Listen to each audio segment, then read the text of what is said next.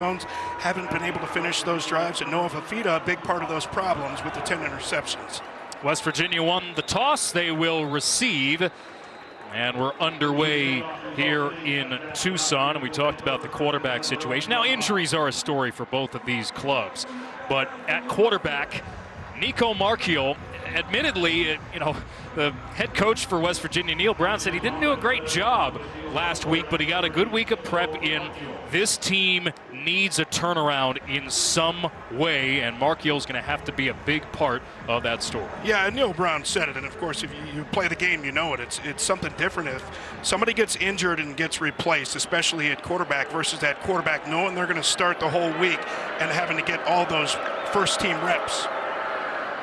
First play from scrimmage, that's a positive start. And Jaheim White, who was also injured last week, didn't play in the second half, but returns for the Mountaineers. We take a look at their offense. Wyatt Milam banged up on the offensive line. He will not play. The big question was about White's status, and the fact that he is back is a big thing. Here is Marchiol. He talked about it.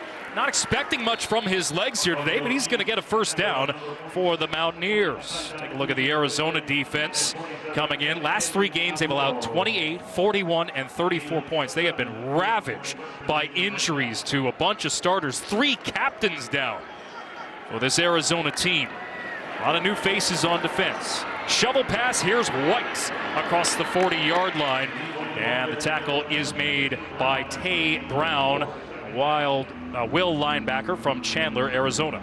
Yeah, Neil Brown, this West Virginia offense, and offensive coordinator Chad Scott said, Fox, we don't care about your pregame lineups. We're going to go with some tempo here at the beginning. Marchiol to pass, and he has a man down the sideline, but overthrew Rodney Gallagher. In coverage, you had Genesis Smith for Arizona.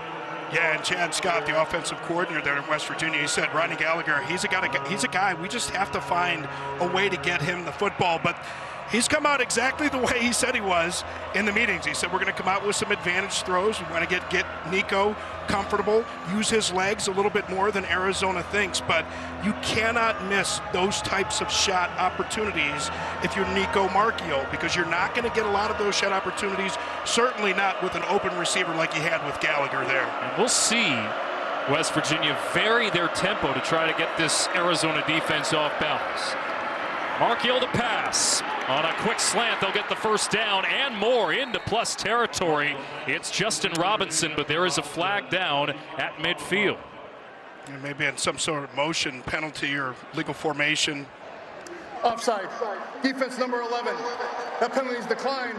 Result of the play is a first down. Kevin Marr, our referee this evening. Or it may be on the defense. Yeah, it looked like that one was thrown right before the snap. Right at the ball there is offside. You can see you're going to talk about the lay there. Coach Brent Brennan. On his neck, he's got the lay, and see that with Dino Babers as well, guys from the island. Of course, his defensive coordinator, Dwayne Aquina, a Hawaii native. False start. Offense number 66. 5-yard penalty. First down. So that'll be on Sullivan Weedman, redshirt sophomore, to back up the Mountaineers. There were a lot of high hopes for Arizona, not just because of what was built previously under Jed Fish, but they were able to bring back a whole bunch of their starters. Of course, injuries have played a part in that. They believe the culture of this program will help sustain them through. They just got to fight through what they're dealing with right now. That's it. Get back the penalty yardage here as Trey Smith makes the tackle on C.J. Donaldson. Second out and 9.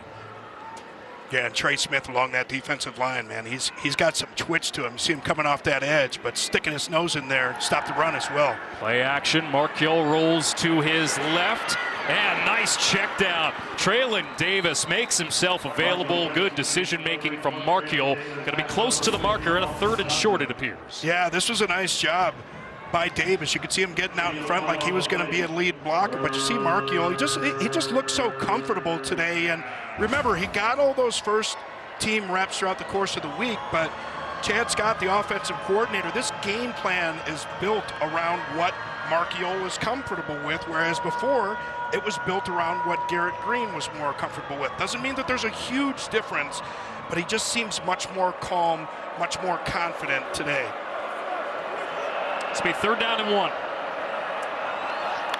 From the 35, high snap, handoff, Donaldson, 1st down across the 30. And he's tackled physically by Javion Celestine, redshirt sophomore.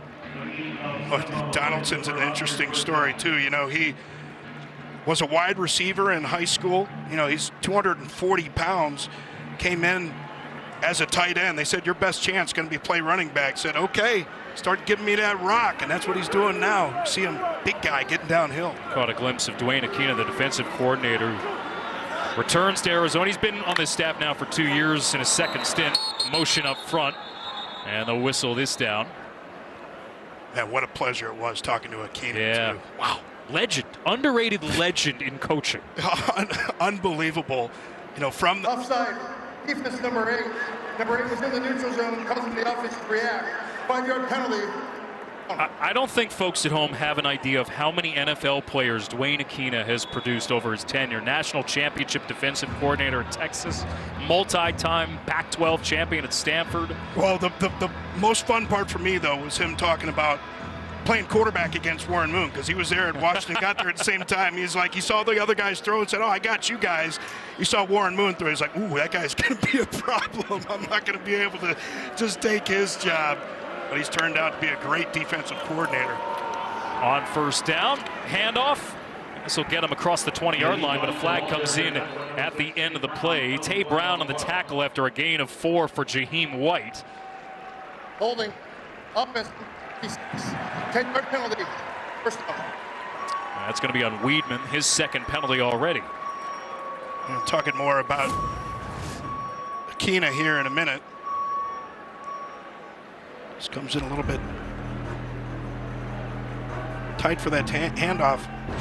Oh, nice lateral movement there.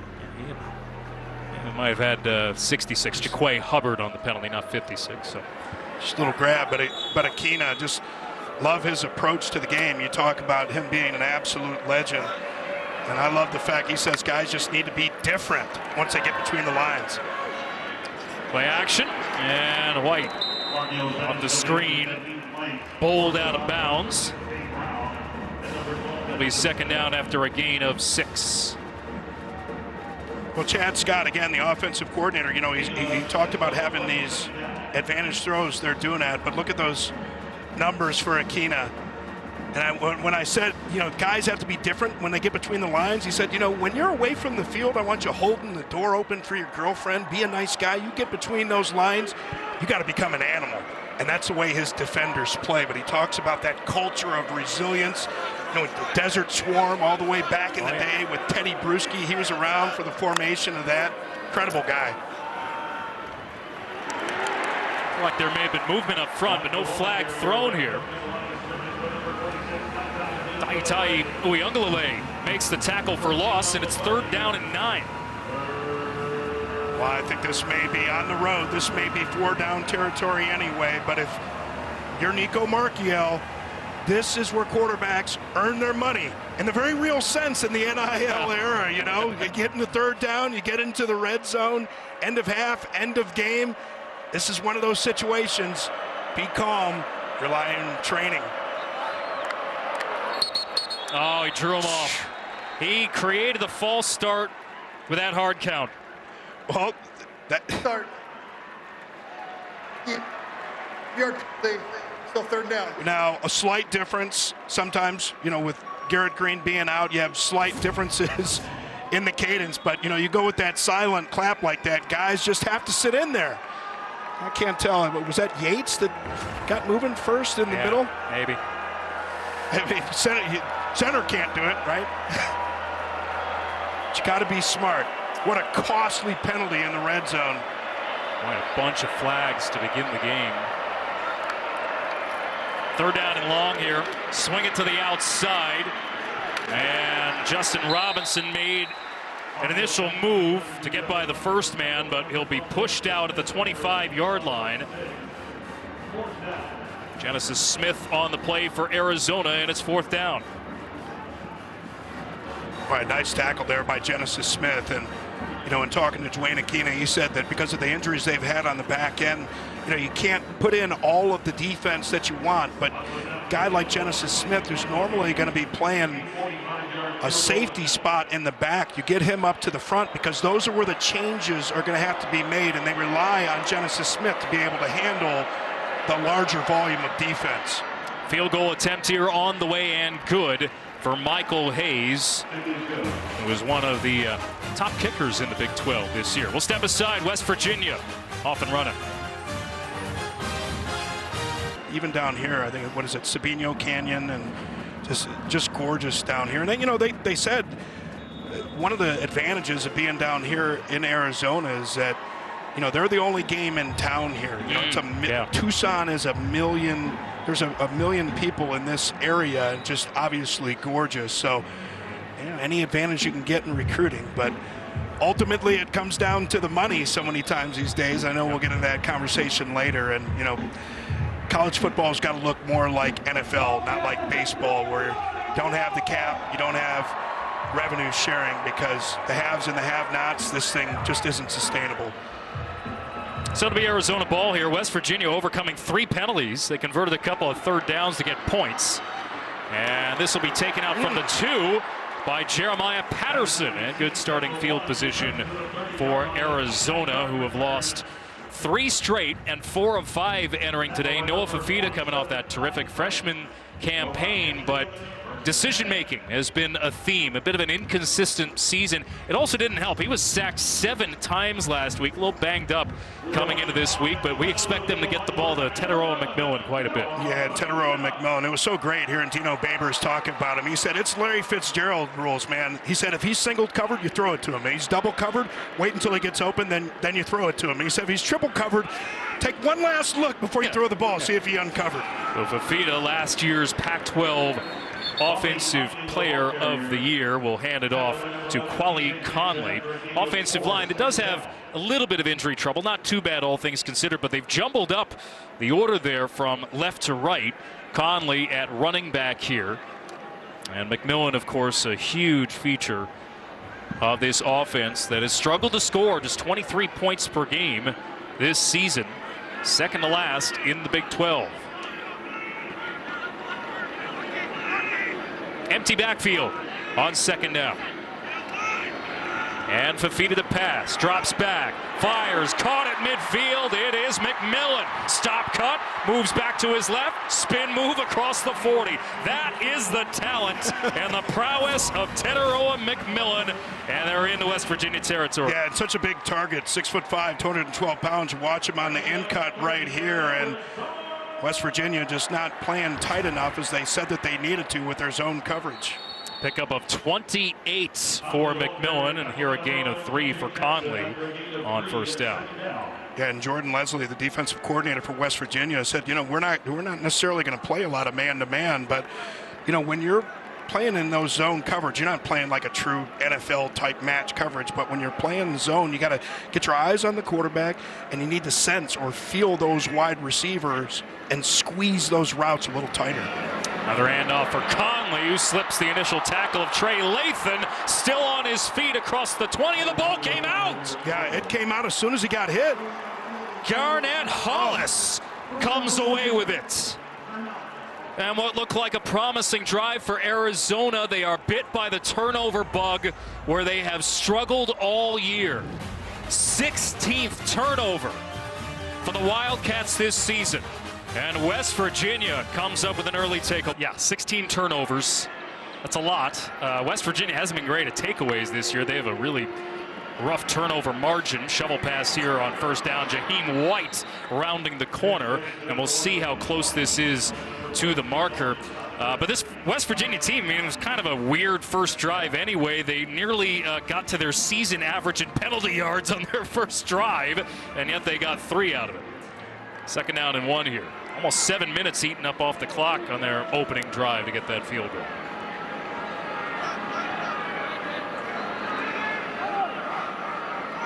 Switch up the receivers. Ronnie Gallagher now moving to the outside. They're going to motion him back into the formation. Play action from Markiel. He'll pass, and it's caught at midfield. Traylon Ray. Considered a game-time decision. He's been banged up a little bit this year. Jack Luttrell on the tackle, but West Virginia into plus territory. And Dwayne Aquina, the defensive coordinator for Arizona, said these guys, again, because you got some new faces back there, just not quite seeing things the way that they need to. A little bit late reacting to that throw wide open up the seam. But I love the way that Chad Scott, the offensive coordinator for West Virginia, has started here today, getting Nico nice and comfortable early.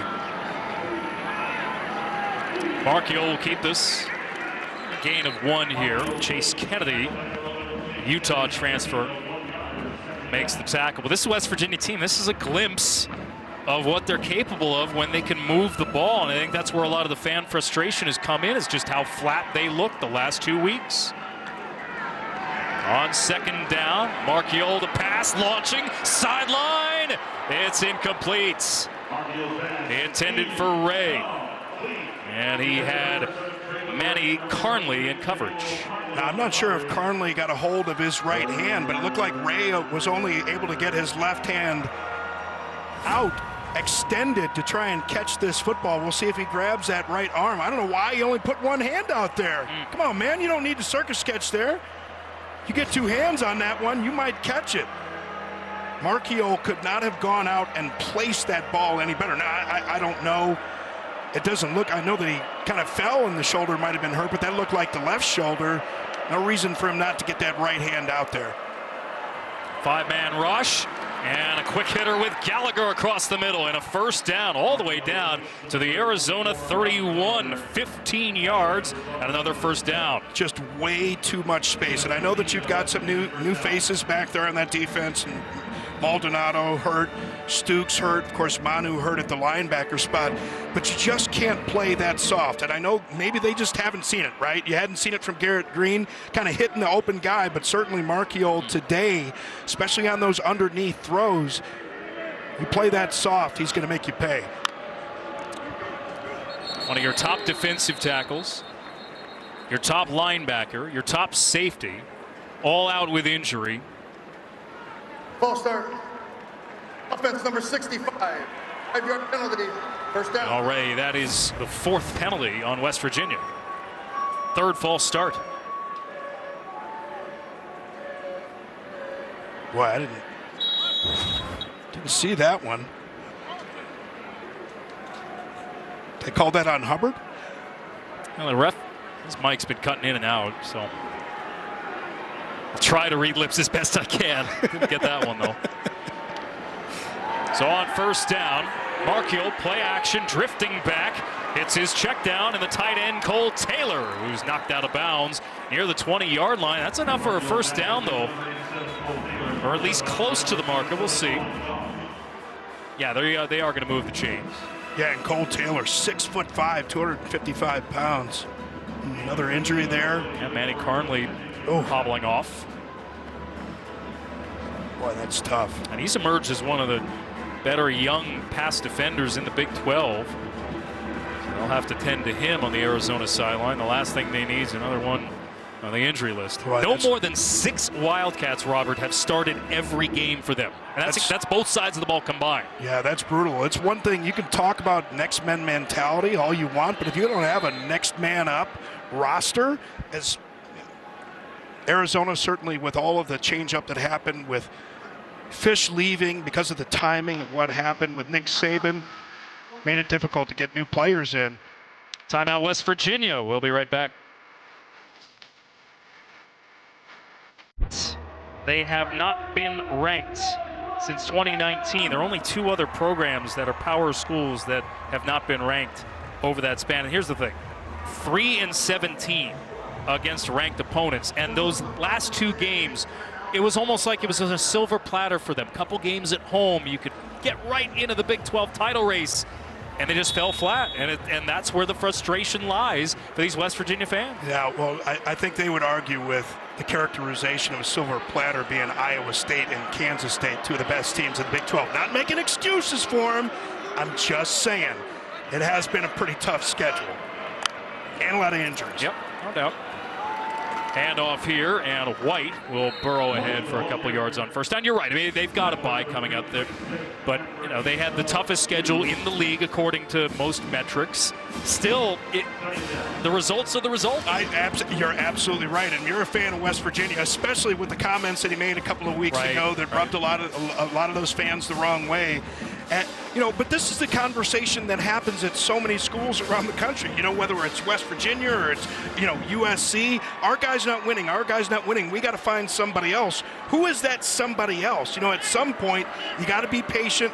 Maybe give a guy automatically 4 or 5 years, and a lot of it depends on the way that they lose as well. White with the Mountaineers inside the red zone. A couple extra yards with the second effort there. Tackled at the 15-yard line by Owen Goss. Transfer from Colgate. And West Virginia, at the start of the season, a lot of hype going into the Penn State matchup. Pitt has become a great story out of the ACC, right? I don't think a lot of people expected them to be 7-0, but Iowa State, good team, no doubt. K-State, good team, but gettable, I have a feeling. And that might be the sentiment as well across the Big 12. Avery Johnson, though, he continues to impress week after week. Here's a 3rd down and 3. West Virginia's 3 for 4 on 3rd down to begin the night. Watch the legs of Marchiol here. And he tried to step up and couldn't get away. You were right on it, partner. He tried to get away, but Stanley Taful got to him. Yeah, he's certainly not the runner that Garrett Green is, but there were the opportunities. But Dalton Johnson came up from that safety spot, and this is the way that Dwayne Aquina plays his defense is, he knows with quarterbacks like that, even though they aren't huge runners, kind of seeing what they did earlier in the drives, you can have those guys trigger early, get their eyes in there, even though everybody else is spread out, and be ready for him to take off. Another drive with glimpses, and they're going to fake the field goal. It'll be taken for a first down and a touchdown! Leighton Bechtel, the holder. West Virginia fakes him out for 6. No flags on the play.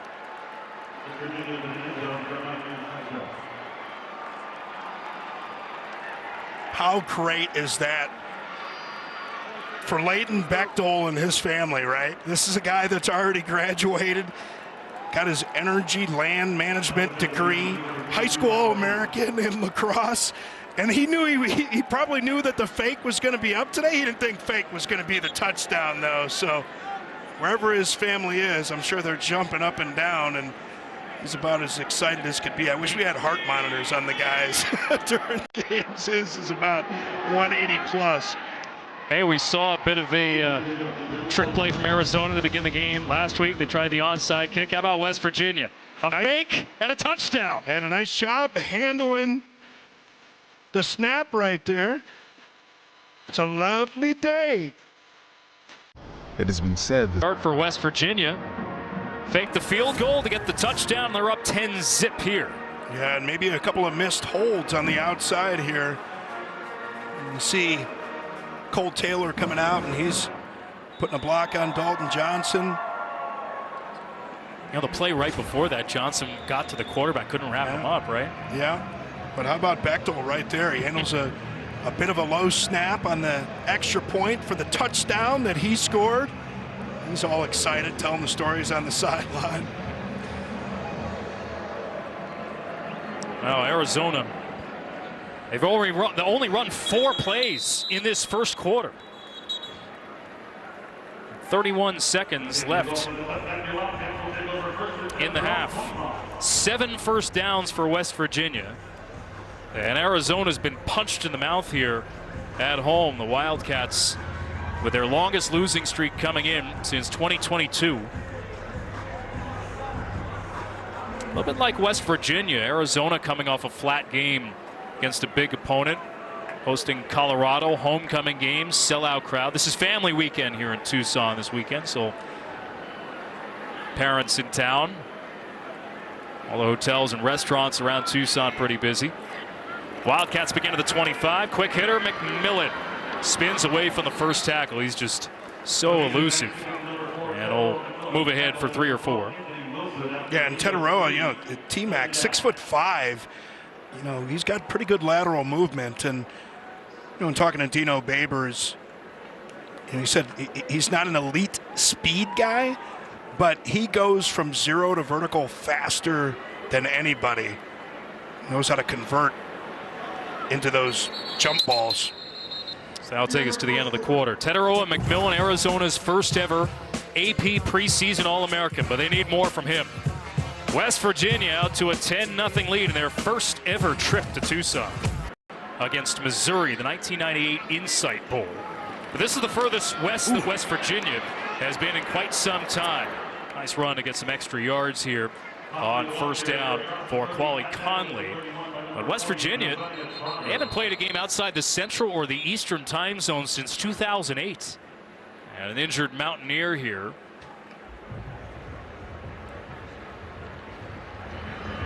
Double check, that might be Trey Lathan.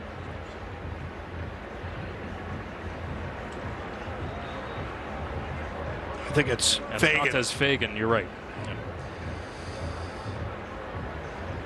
Well, they, of course, with the injuries they've had on the back end with Burks and Carnes. Yep. Out 2 starters. One at corner. One at that hybrid spear position. Yeah, and Fagan's one of those guys too. I mean, he's such a good tackler on the edge, and you don't always see that from cornerbacks, right? You don't always see those physical cornerbacks, and he's in a lot of pain there. Redshirt senior transfer from Charlotte, starting in place of Aiden Garnes at corner here today, and he'll be helped off the field by the West Virginia athletic training staff.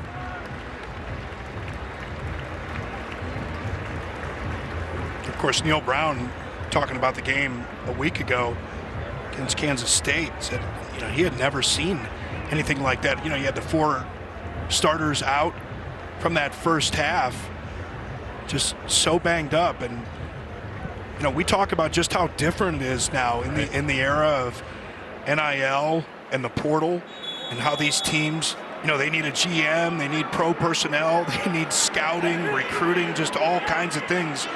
It's tough. Next man up mentality, but you need a next man up kind of roster. Fafita with time, slings it complete to Jeremiah Patterson for a first down across the 35. Boy, and what I love from Noah Fafita right here is how poised he stays in the pocket. He's not the biggest guy in the world, but number 5, Sean Martin, is bearing down on him. No pun intended.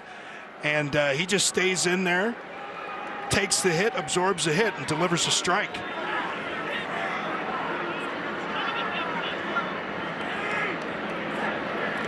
Kendrick Risano in the backfield. Oh boy, he got buried across the 40. Pop back up to his feet. And Fagan, who had to sit out for a play, might have just been a cramping issue there with Tyron Bradley. Second out at 7. Yeah, I think Pat got tripped up there as he was getting through the line of scrimmage. That can happen sometimes. That's why we do those rope drills, man. You got to pick them up and put them down. Beg your pardon, it was Anthony Wilson Jr. in on that play with the safeties. Second out. And again, it's Risano. And he's tackled by Reed Carrico.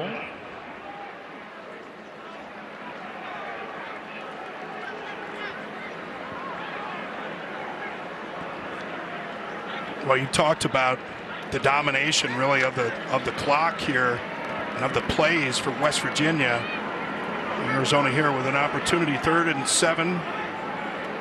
You see if they can convert. Looks like West Virginia, they're showing man, but they may bail out here. Empty set. They pick up the blitz.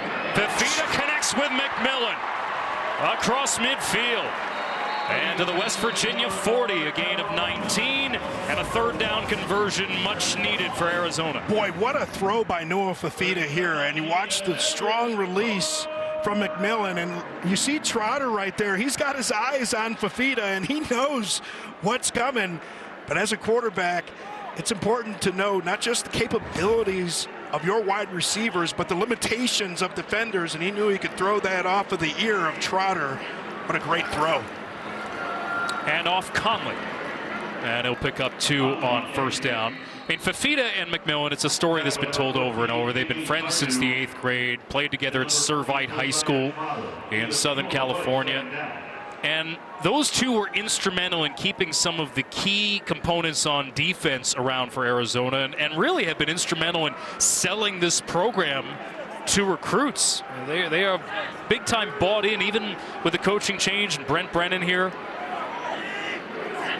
They feel strongly about the culture of this team. Pass. Now McMillan thought about it. Down. And he will. Let's see where this was. He was behind the line of scrimmage. Fafita. How about that? The former high school teammates, they know how to find one another on the football field, and they connect for a big play. The R squared, P squared, O. Run option, pass option. This is amazing. I've never seen this where they're setting up for the double pass and things break down, but he just stays calm, knows that Fafita is still out there, and gets the ball to him. That was awesome. Yeah. Well, he's got one of the top receivers in Arizona history, and now a quarterback who's thrown for plenty of yards, but the roles are reversed. No gain here on first down.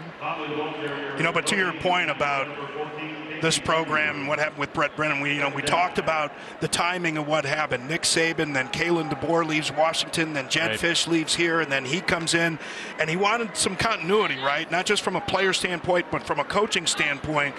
And because Joanne Aquina had been around here before and was around last year as a consultant, and Dino Babers had been here before, he wanted guys that really understood Arizona and what it took to be a coach here. Fafita hits McMillan again across the 20. And a stutter step across the 15, close to the marker. And Arizona on their 10th play of the drive, they move the sticks. It's a first down. Yeah, Jordan Leslie, the defensive coordinator. Sometimes you're going to live by the sword, die by the sword. You want to try and pressure and get that ball out of Fafita's hands, and they just vacated the middle completely. And that, that's the chess match that you have as a coordinator. And of course, Matt Adkins became the play caller all the way back at the Utah game. He did a nice job anticipating the pressure and having an answer. Handoff for Risano. Ole Miss transfer, tackled by Josiah Trotter. Second generation player. His dad, a 2-time All-Pro linebacker. Dantes Fagan back in, as you saw there. Yeah, and Jordan Leslie talked about, as a defense coordinator, Jordan Leslie talked about Josiah Trotter becoming more of a vocal leader, and that's something that we really hadn't necessarily seen from him. But I think with what they faced this season, with all the changes and the injuries and all of the heartbreak and the losses, he knew he needed to step up that way. Conley got by the initial wave, and he's ripped out of bounds inside the 10. Marked him out at the 7-yard line. A gain of 6. It'll be third down for Arizona, however, and a 3-yard to go here. They've got to get to the 4. Important play on this long drive, controlling possession. They have two third down conversions already on this drive. We'll see if they can punch it in or get another conversion. McMillan by himself. Fafita goes to him, and he's tackled shy of the goal line, but it'll be a first down and goal for Arizona. McMillan a little bit slow right there, but I like the play call.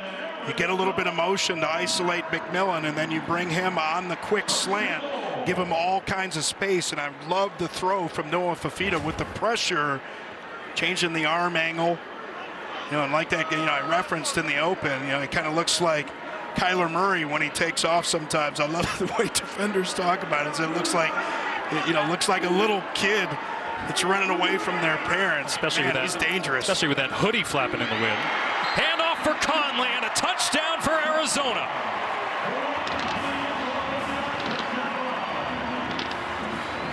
Seventh touchdown of the season for Quay Conley.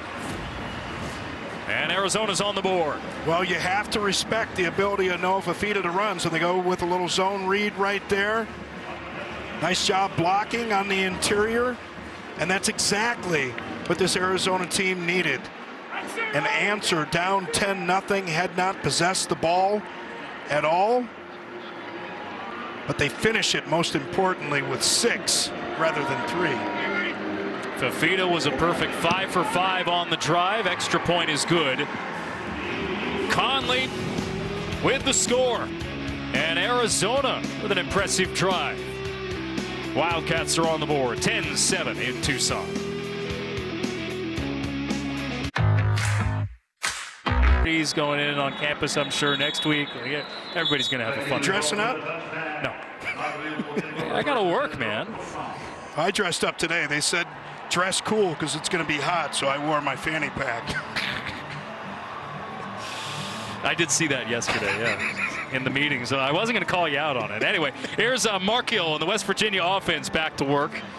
Tell you what, both teams, we see why they were highly regarded coming into the season, especially with their offenses, their ability to control clock, move the ball, and maybe a chance over the latter stages of this season to correct some of the ills that have plagued them. Both teams at 3 and 4. Trying to get back to 500. Movement up front could be a free play. And a screen pass caught by Donaldson as he'll round the corner across the 30-yard line. Pushed out by Genesis Smith. Tay Brown pushed him out of bounds, but you know, to your point, I mean, get the call from the official Offside. here. It's number 11, 5-yard penalty. 5-yard penalty, and you called it, partner. It was a free play there. But to your point, I mean, Neil Brown talked about it in his press conference this week. They just need to be better in the pass game, offensively and defensively. A lot of throws that they weren't making, they're making today with a much more calm and prepared Nico Markiel. First down and 5. Donaldson in the backfield. They fake it to him. Markiel gets a 1.5 yards. He is stuffed. Stanley Tafuo, USC transfer, the 6th-year senior, 5 seasons in Southern California, comes over here to U of A. Probably didn't want all that Big 10 travel, just Big 12 travel instead. Second down and 4. Handoff. And this will get him about 1 yard shy of the first down with Donaldson again. Boy, and Donaldson, we talked about him before, came in as a tight end recruit and covers a lot of ground with his lateral movement for a big guy. He just wasn't able to squeeze his way up in there. And we've seen Nico Markiel use his legs a number of times tonight. Here, another opportunity. You get 3rd and short. Try and spread everybody out. Give him an opportunity to convert with his legs. Arizona D looking for their first stop of the evening. Zone read to the right. They hand it off, and the second effort will get Donaldson the first down. Last year, he was the leading rusher for West Virginia, finished top 10 in the conference in rushing yards. His best game of the season this year came in the win over Oklahoma State, I should say, but he's only averaged 2.5 yards per carry since then over the last 2 games. Good start here tonight, though, and he moves the sticks. And here they're spreading out that Arizona defense again. Playing pretty soft in that zone. Off the sweep, it's White rounding the corner. First down and more in Arizona territory. Can he be caught? Ooh. He's ripped down inside the 15. Owen Goss finally got to him.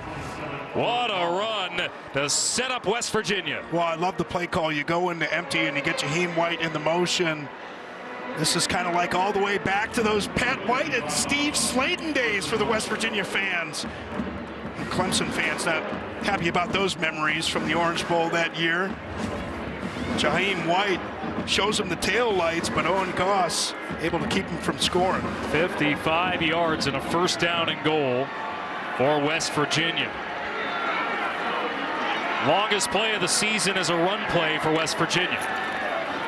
Handoff. Woo. And this is blown up in the backfield. Preston Fox is ripped down. Dalton Johnson there for Taitaui'Ungalale. We're back to action here. Nico Marchiol on a 2nd down and goal after a 55-yard run. Longest scrimmage play of the season for West Virginia. Shovel pass. It's White, stiff arm, but no gain on the play.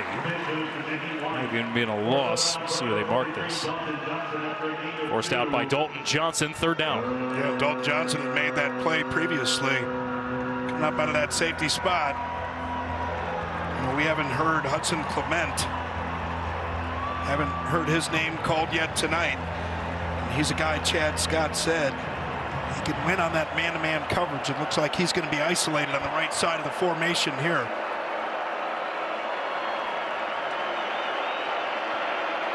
Gallagher in motion. Marchiol pumps, rolls, pumps again, and he's knocked down inside the 5.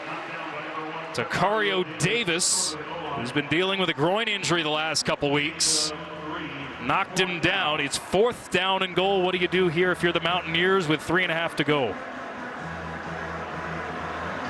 Looks like you go for it. You're coming on the road after disappointment in so many previous games. As we've seen time and time again today, Nico Marchiol, not the runner that Garrett Green is, but you get him on the edge.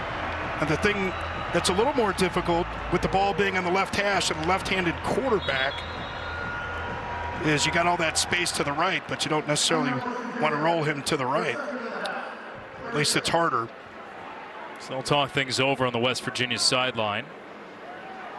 West Virginia, their first 2 drives, a field goal and then the fake field goal for the touchdown.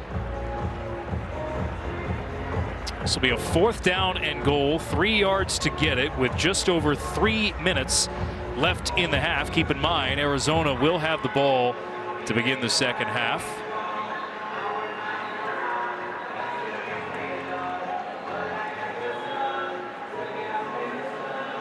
And Arizona, a defense that has been just ripped apart due to injury. Can they come up with a stop here? Coming off a 27-point loss to Colorado, the largest margin of defeat for an Arizona team on its homecoming day since 2002. A team that came in with such high hopes, even with a coaching change. Yeah, you had guys playing on that defense that had never even played games before. No snaps before last week. Can they come up with the stop? There we go. 4th down and goal. Called again. Hudson Clement, right side of the line. Good man beater. Marchiol receives the snap with one hand, fires, end zone, Clement, touchdown! On 4th and goal, West Virginia scores, and the Mountaineers extend the lead. Well, they're going to start him off on the right side, and he's going to work his way all the way back across the formation. And what you do right there is you get those natural rubs, right? And you could see defense, they were kind of expecting it. Dalton Johnson tried to get his hand in the way. Hudson Clement said, I got this one, my man. But a great throw right there from Nico Marchiol. And this is what that West Virginia offense had really been missing. More accurate play out of the quarterback position. On the first pass play of the drive. And how about that snap, too? Marchiol snaring it with one hand. And they've had some problems with the snaps in weeks previously. But, you know, that's just a quarterback that's in control, right? The guy's just completely poised. And I know that Neil Brown didn't want to say it to us that, hey, we're excited to get on the road. And you hear that in a press conference because of what had happened with some of the comments that he made. But it is better sometimes to get a road trip. Everybody's just thinking about the game. Well, they've gotten away from the noise, and they have been just fine in the desert. You look like Rocky and over the top, man. He's ready to win a couple arm wrestling matches. His dad, Ken, played in the NFL. a little bit. He's a linebacker. Noah Fafita in Arizona will go back to work here, and let's get a glimpse of what makes him good. Yeah, and the thing about Noah Fafita, we know about the interceptions, but the thing that I love about him is the way that over the last couple of weeks he's really gotten more comfortable stepping up into the pocket. Earlier in the season, he would escape or try to escape when things started to get crowded around him, but now he's really starting to feel comfortable staying in that pocket. And as everybody knows in evaluating football, especially with mobile quarterbacks, they try to cage him. They try to keep him in the pocket. It can be a little bit more difficult to see things for a shorter quarterback. He's doing a nice job standing in there. And completed at the 30-yard line to the tight end Kean Burnett. We thought would be a game-time decision here today. Josiah Trotter on the tackle here. Fafita, you mentioned he's thrown a bunch of interceptions lately. 6 INTs the last 3 games. His completion percentage is tanked compared to last year. And perhaps it's because no other receiver really other than McMillan has stepped up for Arizona at times. But he is perfect on the day so far. Handed off to Quai Conley. No gain on this play. It'll be 3rd down. Hammond Russell, the nose tackle, making the play defensively for West Virginia. Yeah, and you're right. I mean, I know that we've seen some catches from McMillan today, but it can be so difficult. And you talk to Jordan Leslie, the defensive coordinator for West Virginia, you say you just almost always have to find a way to get another defender. Hitting one. Under 2 minutes to play, first half. Arizona down by 10 at home. Fafita scrambling, stepping up, and he's tackled well shy of the line to gain, and it'll be 4th down with Arizona deep in their own territory here. Let's see if West Virginia burns their final timeout with 1:48 to go in the half, and it appears they have. Just want to clean up something I said earlier. This is the first time West Virginia has played a regular season game outside the Central or Eastern time zone since 2008. They've played bowl games in Phoenix 2015 and 2021. But since meeting Colorado in what was a non-conference game at the time, September 2008, and remember that was just after West Virginia had won the Big East title and the Fiesta Bowl. They have not been out here for a regular season game since. And a healthy contingent of West Virginia fans here, even with all the noise swirling around Neil Brown over the last few weeks. Can he and this team rescue their season from the brink? First punt of the game. Michael Salgado Medina, true freshman, won the starting punter job after week 1. Sounds like an Iron Butterfly song. I have no idea what that reference means, so I'm just going to move on. Fair catch signal at the 19-yard line. And a little bit of a bump there. That's, oh, come on. No way. They're going to, yeah, they threw the flag. Yeah. I saw. Yeah. I get it. It's letter of the law. Just got a little too close. Yep. When you're back there returning them, though, you like yep, it. I get it. I get it. Just, you know, I'm knowing I've seen enough football. Well, they're having the conversation about it here, and it's right. Probably, did he get blocked? No. Oh, wait a minute. There is no foul. Interference. First down. Yeah, he was so far. Yeah. Thank you. You thought it might have been the touch on the way by. Yes. I thought that they might have been too close. Yeah. That's what they said. There's no kick catch interference. There wasn't. We're all good. Let's move on. We're not going to make any officials comments. Just give credit to the long snapper, Justin Holloway, for getting all the way down there. Well, I like it when they have those conferences, though, and they talk through it like, nah, we can't call that. Figured it out. It's all good. So Mark Hill will hand it off here. Gallagher is shoved out of bounds. Gain of 6. Clock stops, 1:41 to go in the half. And again, Arizona will have it to begin the second half. West Virginia has scored in all 3 of their drives. I tell you what, Nico Marchiol has looked composed, confident and in control. 9 for 11 on the evening, 95 yards. And the only pass he threw that last drive connected on the touchdown. Got some space on that right. And he's going to go to his left. Got a nice block across the 35, and he fumbled the football. Was this possessed in bounds by Owen Goss? That's the question. No, Owen recovers the ball, but he doesn't recover it in time. He gets it. Once he gets control of the football, he's out of bounds. There's a fumble forward out of bounds. It will be replaced back to the fumble spot. We're going to wind the clock. Yeah, that left foot's out of bounds right away. Maybe That, more importantly, that clock winds if you're Arizona. Maybe a bit of an ambitious finish to the run there for Marchiol, and a gain of 17.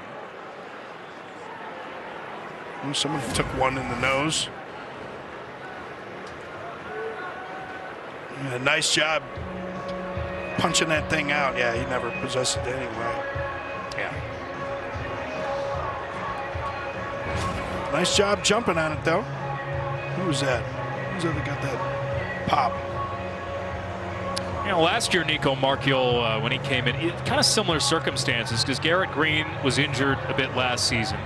And Marchiol subbed for him off the bench, then had one start. Game against Texas Tech.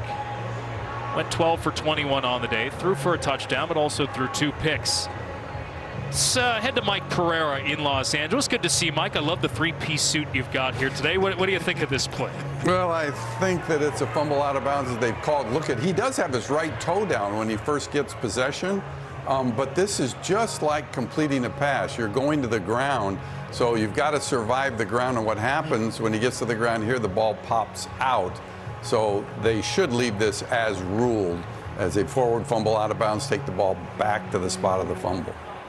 And so is that the same timing issue as catching the ball as well, Mike, because he doesn't control the ball? Like, as you said, he gained control and that right foot was down, which I didn't see, but that's not enough at that point because he's going to the ground? Yeah, that's the key, because he's going to the ground. So we're really not counting steps here. It's just the element of time. Does he have something to do, a second type of act going to the ground?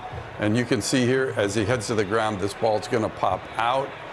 So to me, if you were looking at him as a catcher of a pass, it's really the same type of thing. So, you know, I think, in my opinion, you would have this as just a straightforward fumble. Don't think it's enough to overturn. And also, just for clarity here, Mike, while we've got you, in terms of timing, would the clock then wind as soon as the ball's ready for play? That's correct. Since they have a forward fumble out of bounds, that's correct. Okay. Appreciate it, Mike, as always. So 1:25 to go in the half. And the timing would be of consequence because Arizona then, if they wish to, would have to burn a timeout, wouldn't have the clock stopped for them. West Virginia up by 10 on the road. This offense for the Mountaineers. After further review, the ruling on the field stands. The ball will be placed on the 40-yard line, first down. The clock will stand by ready. They've had success running the ball this year, averaging more than 200 rushing yards per game. 5th in the Big 12, but it's been the arm of Nico Marchiol that's gotten a lot of the work here today as well. 147 rushing yards for West Virginia, 95 passing yards.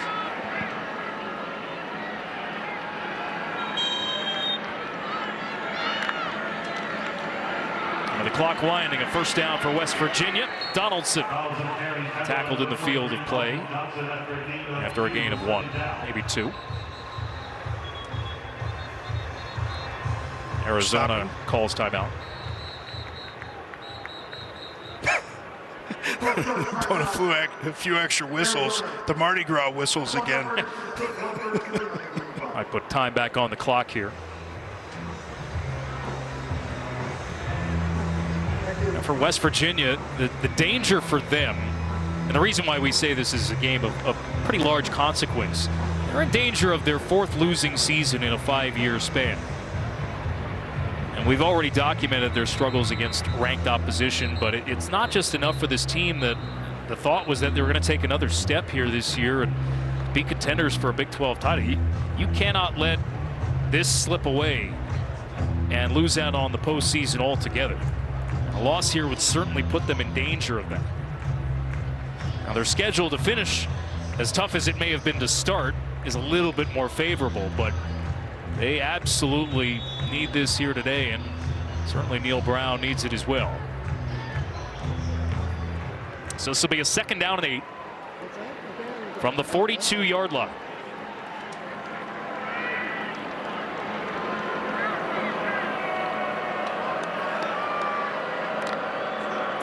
Three-man rush. Markiel with time. Markiel, and will hit his running back check down, and Donaldson at the 45. And Carnley on the tackle, gain of 3, another timeout. Arizona wants to conserve time now. They get a stop here. You have another opportunity to get back and get some more points here. And again, Arizona will have the ball to begin the 2nd half. Well, as disjointed as it looked early for West Virginia, a nice recovery here, and defensively for Arizona, we documented their struggles and their shorthanded roster. They wanted to simplify things this week. Arizona team, you talk about the postseason, they haven't been to the postseason in back-to-back years since they went to 4 in a row, 2012 to 2015. Yeah, but I love when we had a chance to talk to Brennan, just kind of said, we just want tough guys that love football, right? You just can't concern yourself with all that noise. I know everybody says that, but when you have guys, especially when you have some of those guys that are hurt, like Manu and Stukes coaching on the sideline, they can deliver that message firsthand. And the Wildcats only bring 3, but it's a hurried pass as they got to the quarterback. Tofuo forced the hurried pass from Markiel, and as a result, it's 4th down. You got to punt this thing away. You don't want to put him on a short field here. It's not close. 4th down and 4, and they will bring the punt unit.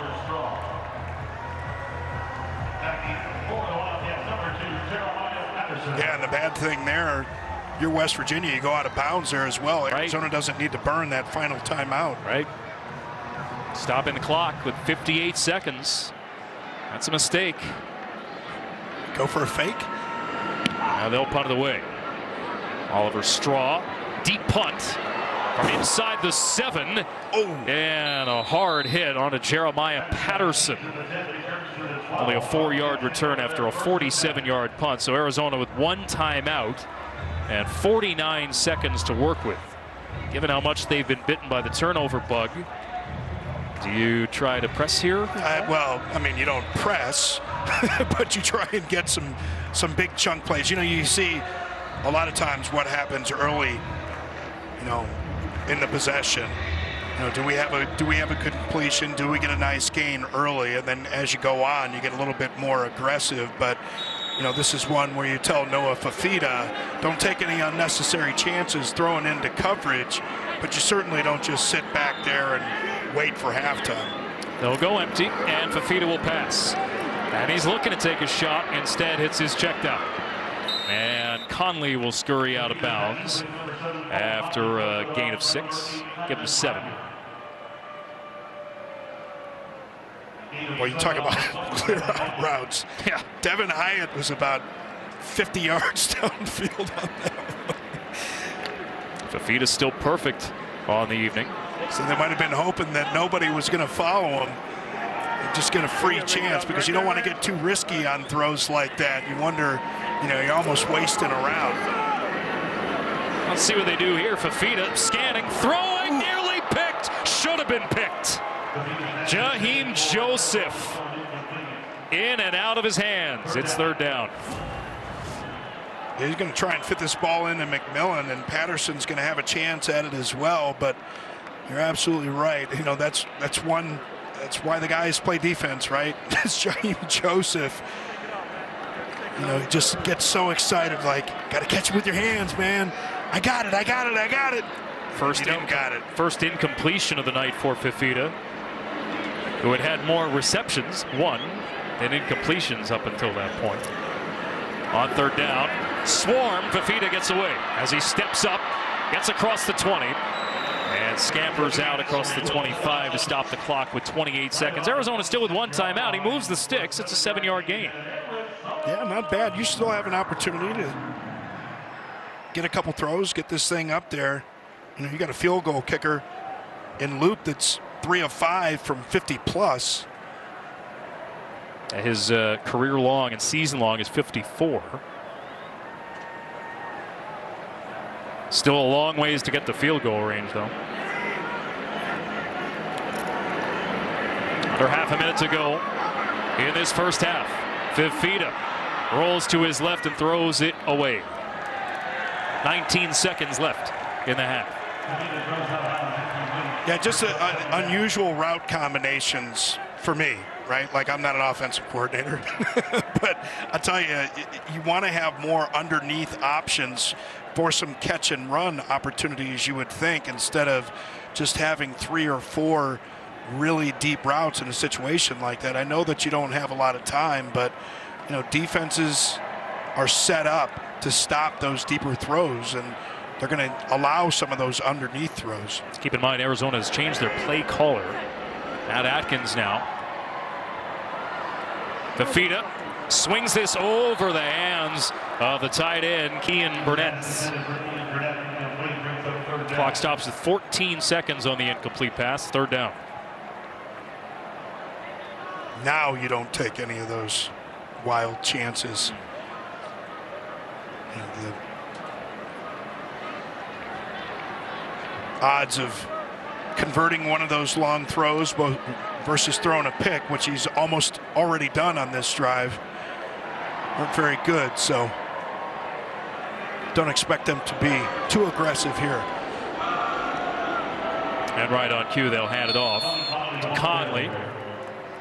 And that'll take us to the end of the first half. So West Virginia on 245 yards of offense, including almost 150 on the ground. Out to a 17-7 lead over Arizona as the Mountaineers look to get back to 500. Time for the State Farm halftime show. We'll send you to our Los Angeles studios. Mike Hill and Chris Peterson. Yeah, West Virginia, 30 minutes. We'll see. Arizona just 7 points last week, tied for the fewest they've scored all season. Only 7 so far tonight. And this gets blown up. Zay Jennings says hello to Jeremiah Patterson. And Jennings, man, that's one of them adrenaline type hits. You come out after halftime, you get lathered up at the beginning of the game, you calm down a little bit at halftime, you come out and you make a hit like that, man. And it just gets them juices flowing. You can just see it, man. You just feel them kind of hits. And that really inspires your defense too, man. They're like, I got to get me some of that.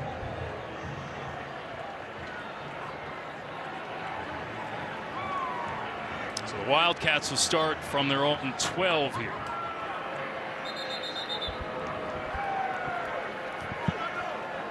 Ball was ready for play, and now it's not. Something with the umpire here that they're having to discuss. All right, now everybody's set. And Noah Fifita and the Wildcat offense will go back to work. A redshirt sophomore with Raleigh Conley in the backfield. Fifita to throw, and Chris Hunter reels this in. First touch of the game for Hunter, coming off his first career touchdown last week. The redshirt sophomore, and a gain of 6. And we talked about those injuries for West Virginia. And of course, Fagan goes down in that first half, and he was in at corner because Garnes was hurt. Looks like he's back in the game, but they're giving a lot of space on the outside. So you're going to kind of give that kind of free access. Matt Atkins making the play calls for Arizona. They're going to take advantage of it. Fifita in trouble. He is sacked back at the 5-yard line. It's T.J. Jackson on the sack.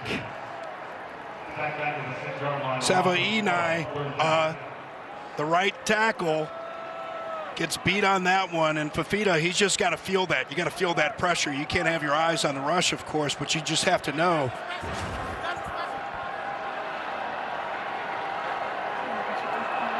Jackson and Fatoma Malba bringing down Fafita. A loss of 12. Handoff, and Conley goes nowhere. Only a gain of 2 and a 3 and out for Arizona to begin the half. And sacks are just absolute drive killers. You lose that kind of yardage and you can only do so much, especially in a third down situation. And the whole defense is calling out, watch the draw, watch the screen, and you're deep in your own territory. You really have to be careful. And that's why quarterbacks have to know and have to be able to feel that kind of pressure in the pocket. West Virginia coming off their worst defensive game of the season, even with missing some key players. Just a flat effort overall. They barely get this punt away. Salgado Medina in a short one that skips out of bounds, doesn't even reach midfield. Ty French nearly got to the punter. 36 yards on the punt, and West Virginia will begin in Arizona territory. And Ty French bringing that pressure off of the edge, and Jordan Leslie, the defensive coordinator for West Virginia, you talk about his versatility, using that guy as an edge rusher so many times because of his twitchiness, and you could see that coming to great use in special teams. Ball at the Arizona 44, and by far the best starting field position for West Virginia tonight. By 31 yards. We'll see if Dwayne Aquina, the defensive coordinator, will dial up some pressure on early downs. And off Gallagher.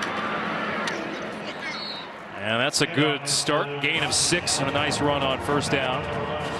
Jack Luttrell on the tackle. And the reason I say you start to bring a little bit of pressure early in downs, because you want to avoid situations like this. It's just a great opportunity for a play caller. So much freedom because of the down and distance, because of 2nd and 4, because of the field position. You can go heavy play action and take a shot. On the ground again, this is White. Flag comes in.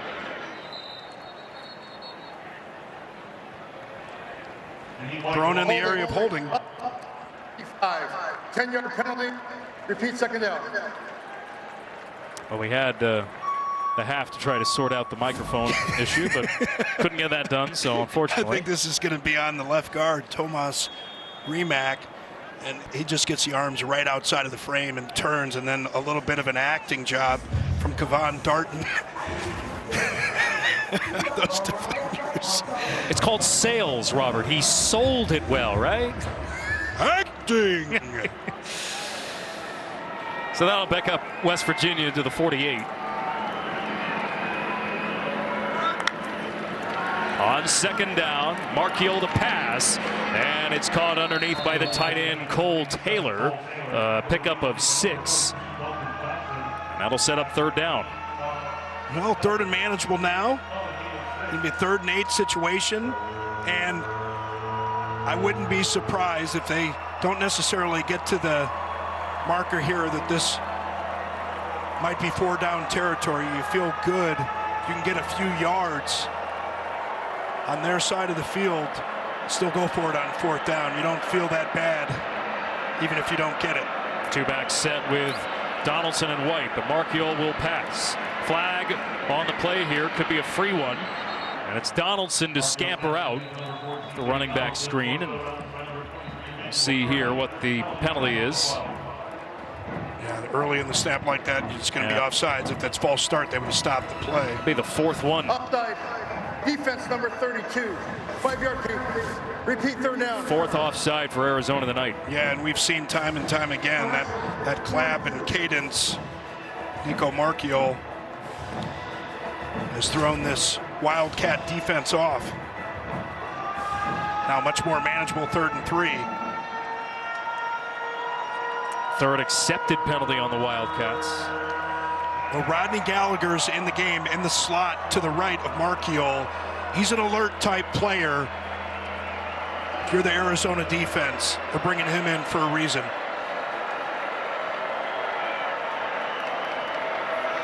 Another hard count.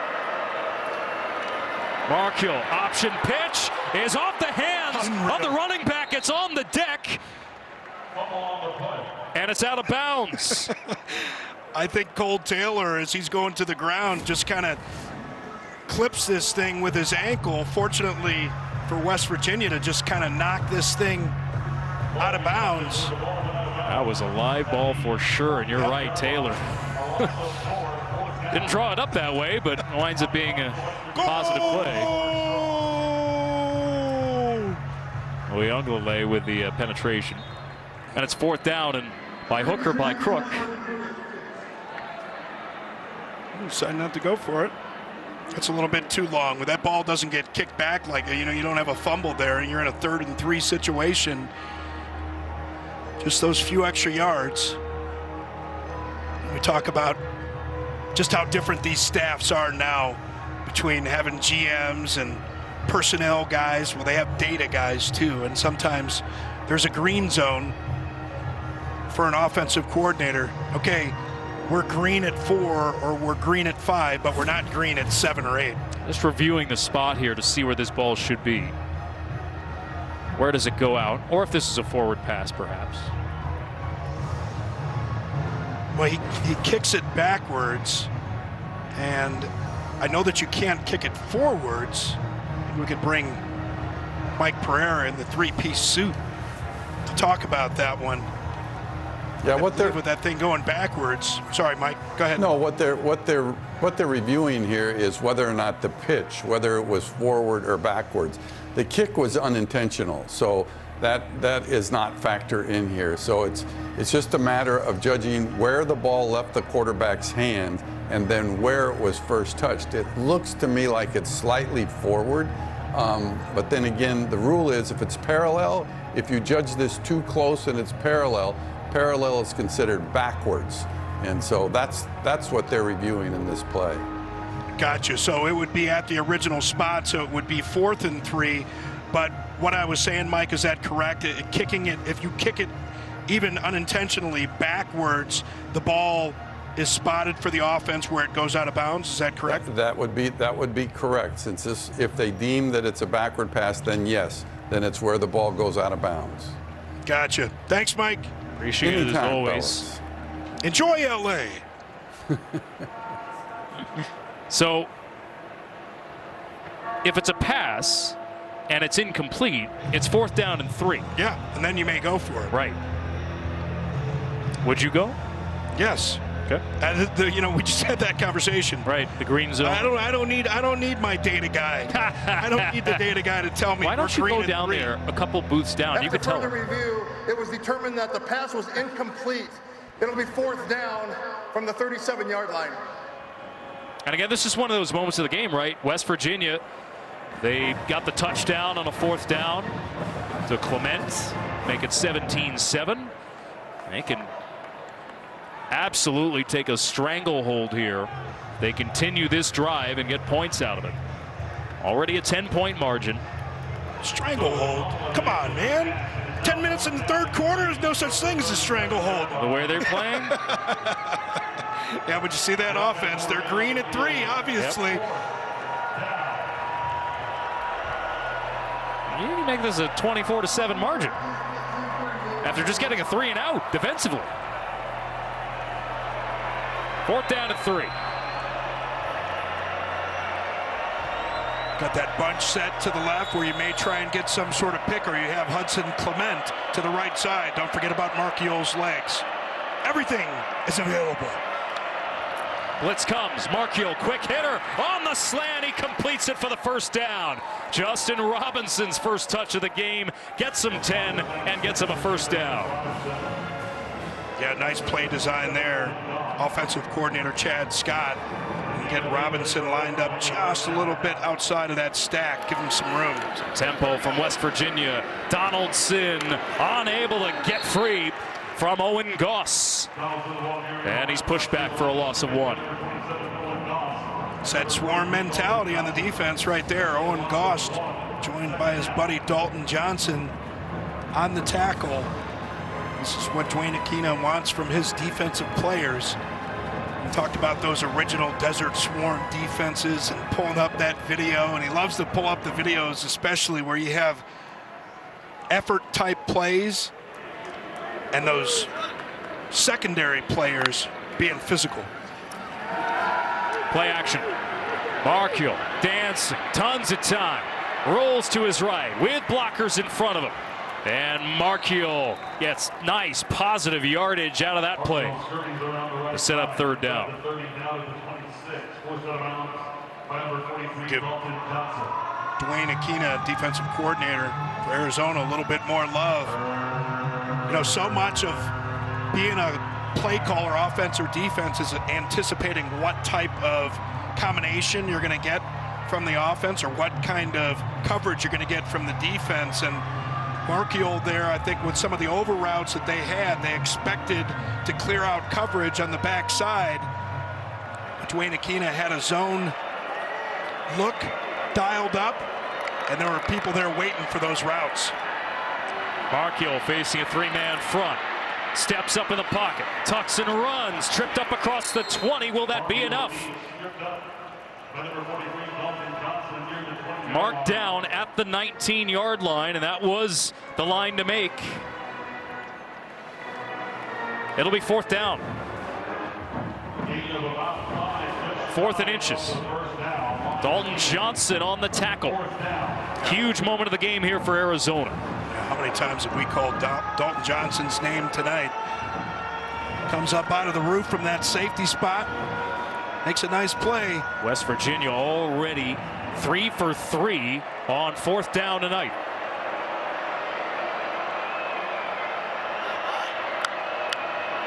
Low snap. Markiel, hand up. Donaldson will not be caught. Touchdown, West Virginia. On another 4th down conversion, and for the second time tonight, the Mountaineers have scored on a 4th down. Boy, this one looks just like you draw it up. You go with a different type of counter. You get the two tight ends, Traylon Davis and Cole Taylor, leading up, and so many times on those 4th and short situations or short yardage situations, you get everybody stacked up at the line of scrimmage to try and stop that run. You get by that first line of defense, get an opportunity to pop a big one. And that's exactly what C.J. Donaldson was able to do there. This Arizona defense so undermanned, bending and potentially breaking here. West Virginia has scored on 4 out of their 5 possessions. Extra point is good to balloon the lead to 24-7. The Mountaineers looking to get back to 500.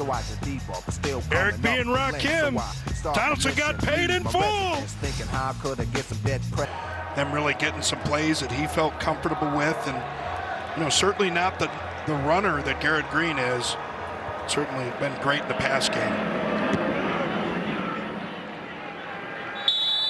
And not bad with his legs either. No, not at all. Well, Arizona just got to answer, man. You got to answer. It just feels like when bad things have happened, it's snowballed for this team this year. Last 3 possessions, not much happening. Really need points here. Yeah, and this is something that Coach Brennan talked about with us. Like, if you focus too much on the outcome, the process suffers. Just go out there and play the next play, handle the next series.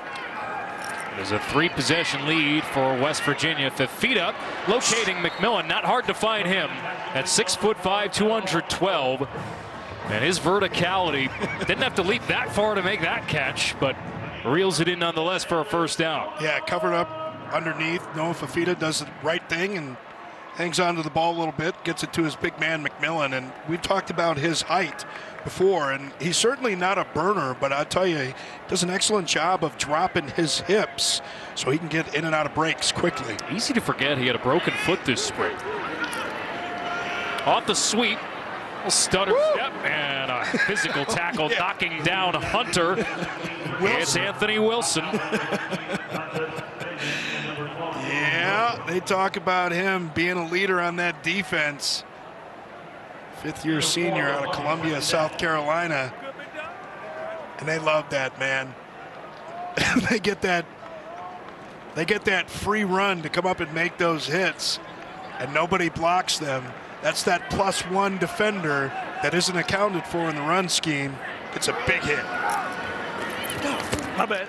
Fafita facing some pressure, flag thrown in the area of holding, and Fafita takes off, will slide across the 40. Not the worst move considering you get the penalty coming here too. 16 yards. This might be on Miranda. 10-yard penalty, repeat second down. So no sense in burning your legs here. Yeah, you're going to see Roberto Miranda on the right side of the line of scrimmage here. Those tight ends, and just gets a hold of that jersey. Easy flag right there. Miranda's from Germany. Aristoff, Deutschland. We get a little German every now and then. I didn't know that about you. Second down at 16 here. 6.5 to go in the third quarter. And after the penalty, Fafita, as they pick up some of the pressure this time, and again it's McMillan, but he can't hang on.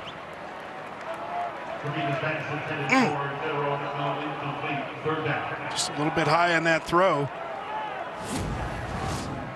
You're going to see TJ Crandall, in the coverage, gets that hand up there, knocked that thing away, and looked like McMillan just couldn't catch that cleanly. May not have even counted, because I don't know if he was going to be able to keep that right foot in bounds.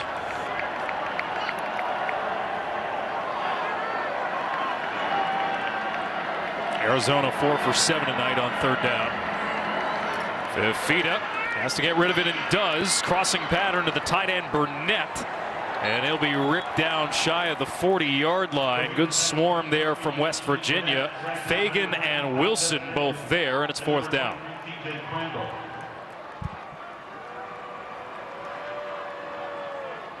When we talk about holding penalties being drive killers, you know, that -10 during a drive, just so difficult to recover from that. Really a shame for Arizona. It was a nice run by Fafita. That's why you just have to be so careful, and you get those players, especially on the edge, and you just have to train them with guys like that to let go. I'll tell you what, though, a week after Avery Johnson chewed him up, allowed 298 pass yards to K-State, as Arizona will cut down the return here on the punt. West Virginia's defense certainly looking a lot better this week. And they're up big on the road. Really a great performance by this West Virginia team, coming up on the road after a couple of hard losses at home to dominate so far here in the desert. It was back-to-back fourth down conversions on that scoring drive. Markio will take off. He scampers out of bounds, being forced out by Chase Kennedy. Maybe a gain of 1 here on the play. He certainly doesn't have the speed of Garrett Green, but his legs are just dangerous enough, and we've seen it both on the edges with a little bit of zone read action. It's definitely enough to keep a defense honest, and Dwayne Aquina, defensive coordinator, some headaches, and certainly need to account for it. Interesting background, too. He was a high school wrestler in addition to being on the football team, and grew up not far from here in Chandler, Arizona. Handoff here for Donaldson, and he's pushed back at the point of attack. Markio, as mentioned, his dad played in the NFL, but on that high school wrestling background, you don't see a lot of wrestlers that become quarterbacks. He said that there's nothing that quite tears the body down like wrestling.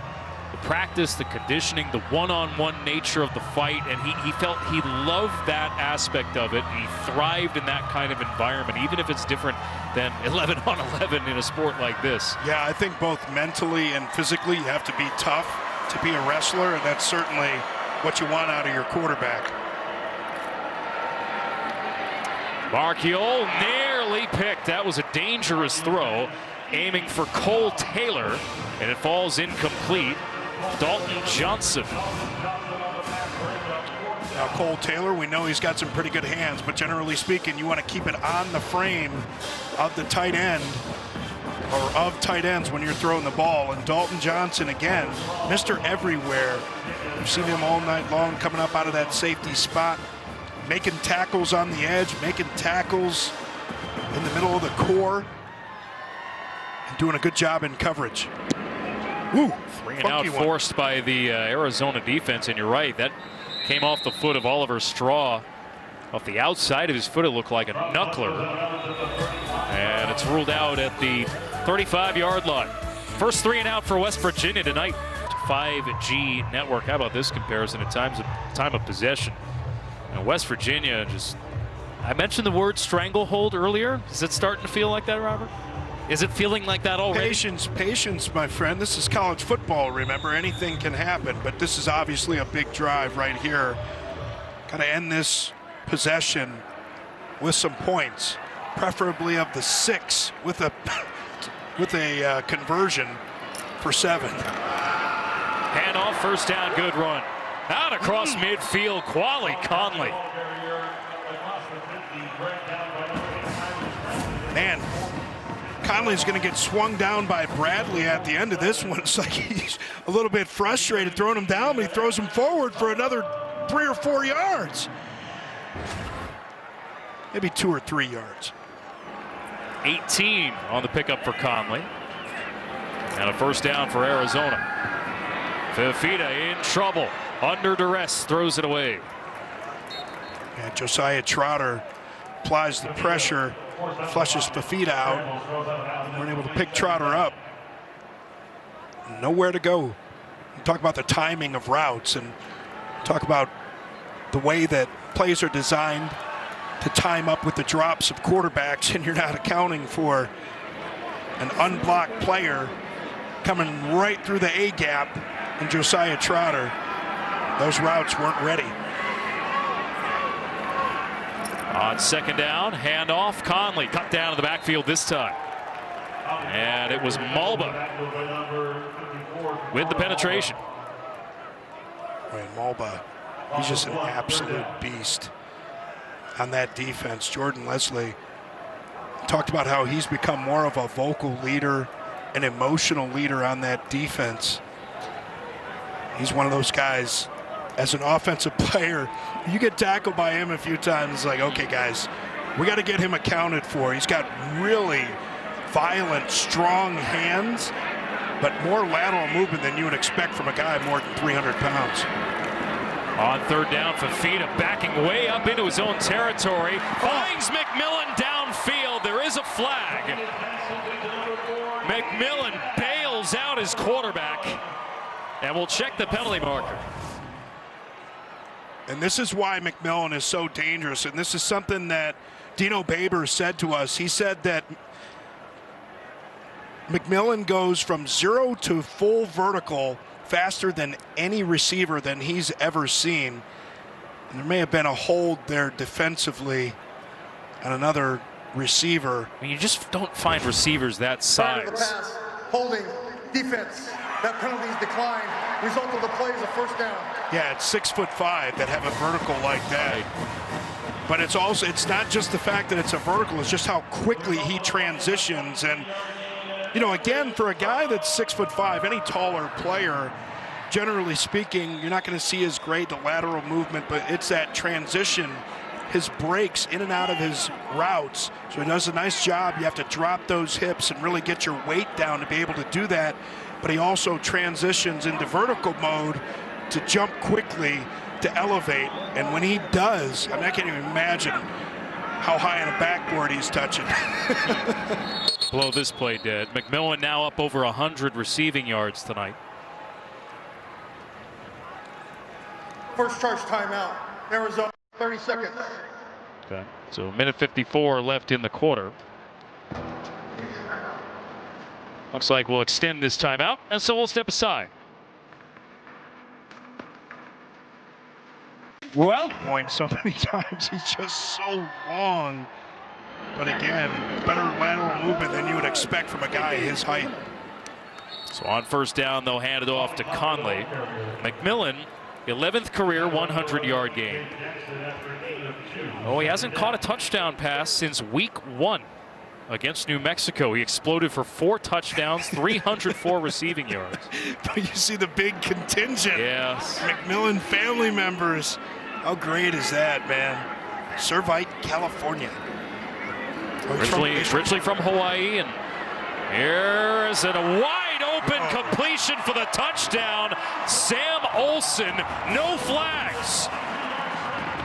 Much needed score from Arizona as the Wildcats claw some of this deficit back. Well, we've talked about the secondary and the injuries that you have, and I think they just get the number count wrong here. And you can see Anthony Wilson move to the outside, leaves the middle of the field wide open. And of course, we don't know what the call was, but I'm guessing Wilson got his eyes to the outside towards the #1 receiver when he's got to have his eyes on the seam. Missed the extra point, though. Hooked left by Tyler Loop.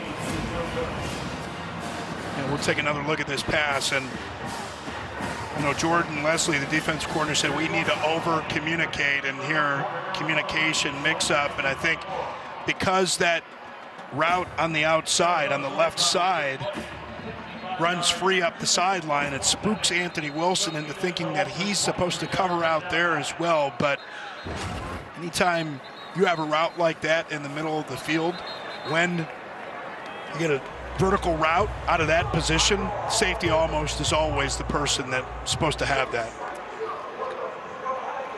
Looked like a bad snap, bad hold, and as a result, the kick got hooked by Tyler Loop. That's the first missed extra point in Tyler Loop's career. It was a perfect 118 for 118 entering the day. I'll tell you what, though, Arizona, 3 big plays on the drive. Conley the run. McMillan, 23 yards on 3rd and 11. West Virginia here in Tucson. Nico Marchiol, that's stymied since an explosive start, an explosive first drive that was actually kind of hindered by all the penalties West Virginia took. Yeah, Mr. Stranglehold, what are you going to say now? 9 points. That's why I posed the rhetorical points. question to you. You're the analyst. Yeah. Marchiol is sacked. And finally, Arizona's defense comes up with a big play. Chase Kennedy. You're going to see that pressure very quickly arriving. He just breaks free from that edge. Does the little dance. That's just defeating blocks, right? 4 straight weeks now with a tackle for loss for Kennedy. Might give a half sack to Tai Uiagalelei. He's out of Dallas. Loss of 6, 2nd down. Handoff, Gallagher, stutter step, cuts it back, makes another cut, but is stopped at the 25-yard line, and it's 3rd down and long here for West Virginia as the clock ticks down towards the end of the quarter. And Dwayne Aquino, the defensive coordinator, here's that opportunity. Now, you get a 3rd and long. Maybe you were going to go a little bit conservative here if you're West Virginia, but if I'm a Dwayne Aquino, I'm going to give a little bit of pressure here, light him up, maybe force him into a bad throw, but probably not in this quarter. That'll take us to the end of the quarter. Space, anytime you're going to bring pressure, you need to leave somebody on an island. 3rd down and 9. Can Arizona's defense step up here once again against Marchiol? The pass caught across the 40-yard line. That's a big one. Hudson Clement on the conversion, and West Virginia moves the sticks. Perfect touch on this throw is what got it done. And Jack Luttrell just not able to elevate to knock that ball away. What a throw by Nico Marchiol. Into a tight window, too, for Clement, who had the catch at the back of the end zone for a West Virginia touchdown earlier. Here he converts on a 3rd and long. And across the 45, it's White to pick up 3. Again, White, who's been battling injury, left after the first half last week. That's why Markio's in a quarterback as well. Injury to the #1 quarterback in Garrett Green. There was some speculation as to whether Green was pulled due to performance last week, throwing 2 picks in the first half, but he left due to injury. He's unavailable this week. Yeah, as much as he runs, he really exposes himself to some hits. You can see him hobbling after a few of those runs. Markio with time, takes a shot downfield. It's caught by Ray, staying on his feet. It's a touchdown for West Virginia. 54 yards for the Mountaineers and a huge response.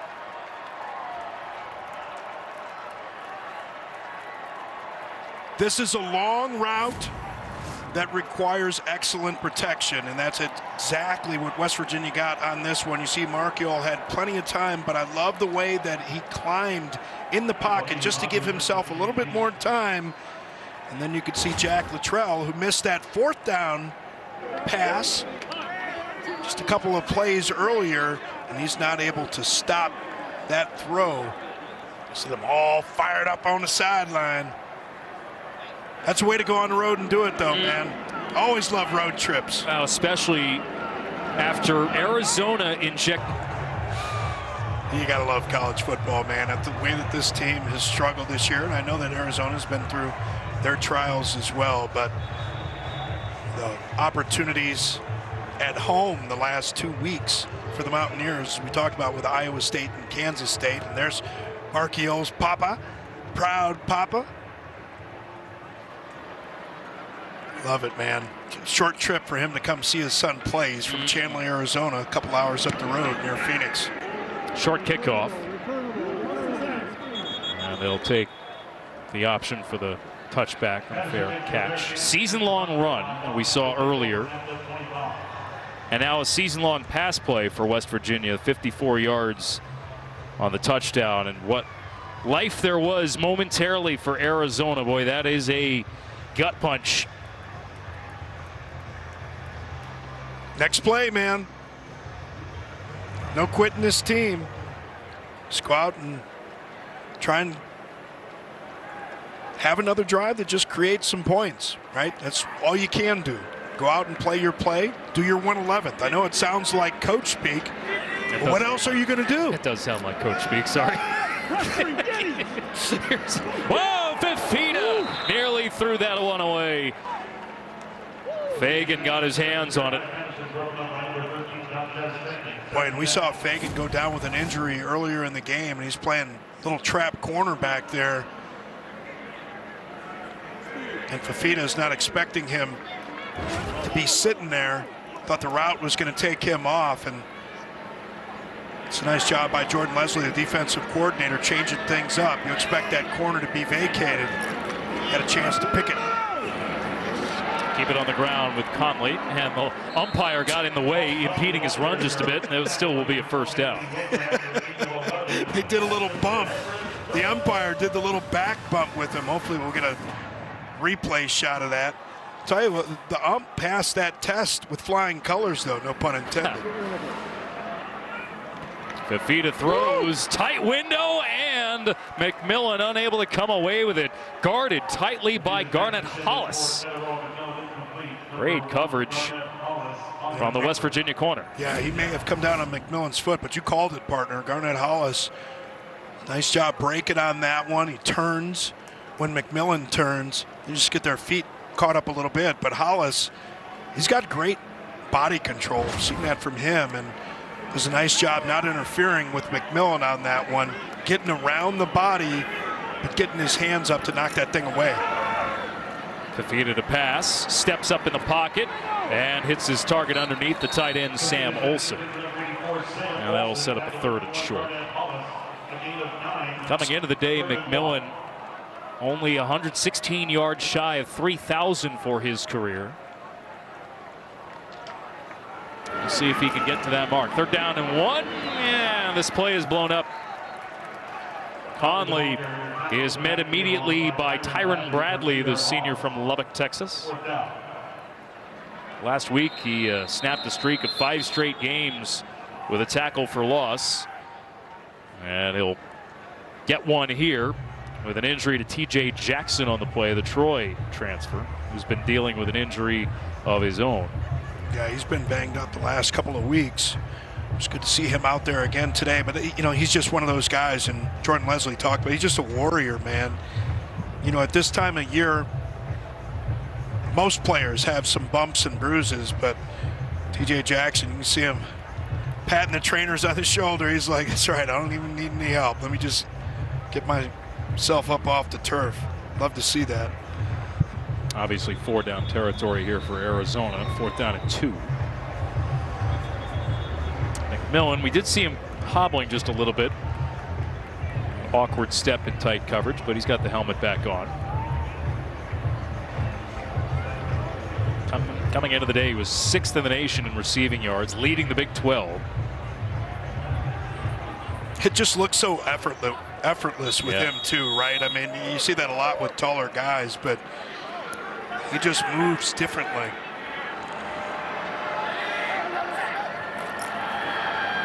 Sweep action, and it's Chris Hunter to convert on 4th down. Tackle made by Dantes Fagan.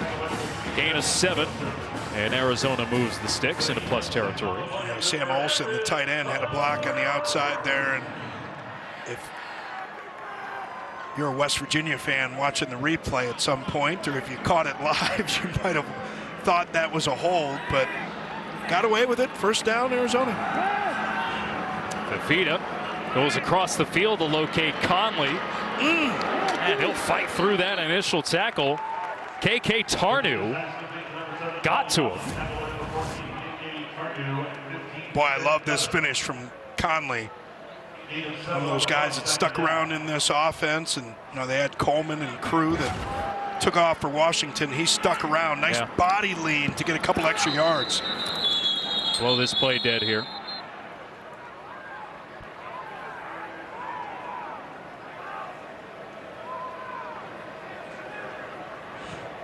False start.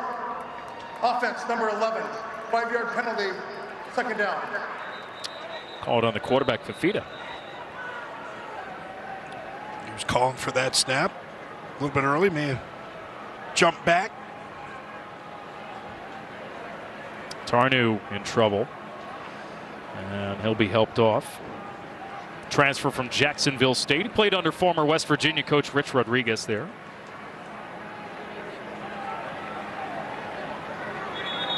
Sorry, former Arizona coach Rich Rodriguez. Yeah, I was. You had me there for a second. Like, wait a minute. Came out of my mouth, and I'm like, nope. Try again.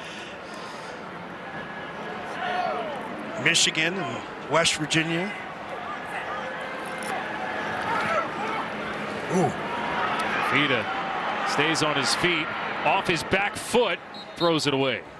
3rd down.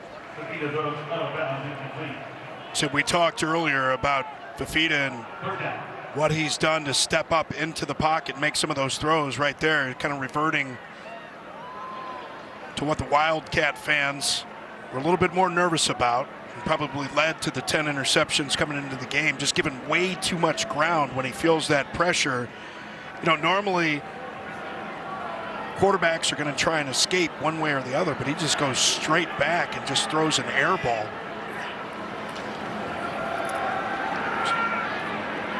Fafita, sidearm delivery, hits his target along the near side, but the West Virginia defense is there. That's Fagan. Remember, he got banged up earlier in the game. Looks just fine now. Risano is forced out. Yeah, and Zay Jennings came over there, the true freshman from Cincinnati. Had that first shot at it. But you're right, Fagan, man, he was down, banged up a little bit earlier, and this West Virginia defense, all about that tough, bringing that hat. First play, 80th play. This is caught for a 1st down. McMillan, who is now up over 3,000 yards for his career. Boy, this is the high fastball from Noah Fafita, and he does a great job. Climbs into the pocket just enough and delivers an absolute strike. to Noah Fafita, and loved the timing on that one. He had that ball on its way as soon as McMillan was making his break. 11th play of the drive. And Fafita with a lot of time, but he's running out of it. And he is sacked by Hammond Russell. Nice job with the coverage on the back end. And Fafita's, you got to have that clock in your head. You're a quarterback, especially if you're stepping up into the pocket. You know there are going to be some bodies there, and there's going to be some leakage from the backside, and they're able to get him down. No.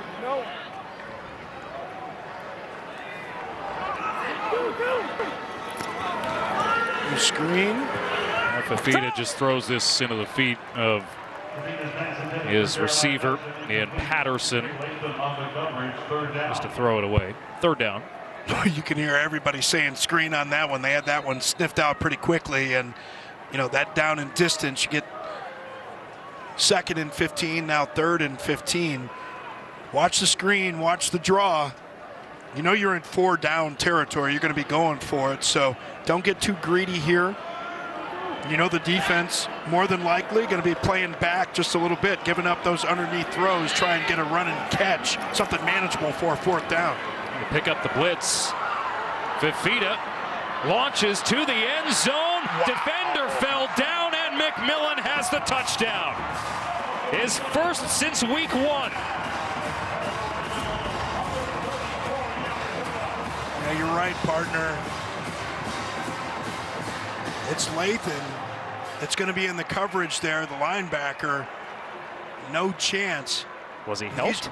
He was trying to change direction. I think McMillan just kind of put a move on him. And, you know, Lathan's 6'1", 226 pounds, and he's not built really to cover a guy like McMillan. And he tries to backpedal just a little bit, gets his feet caught.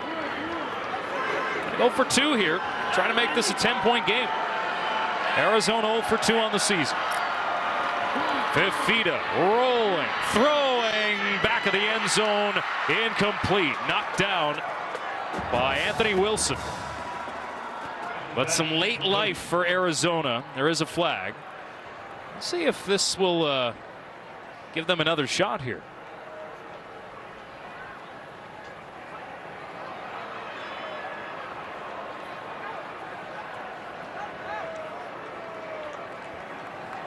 Some lingering conversation here.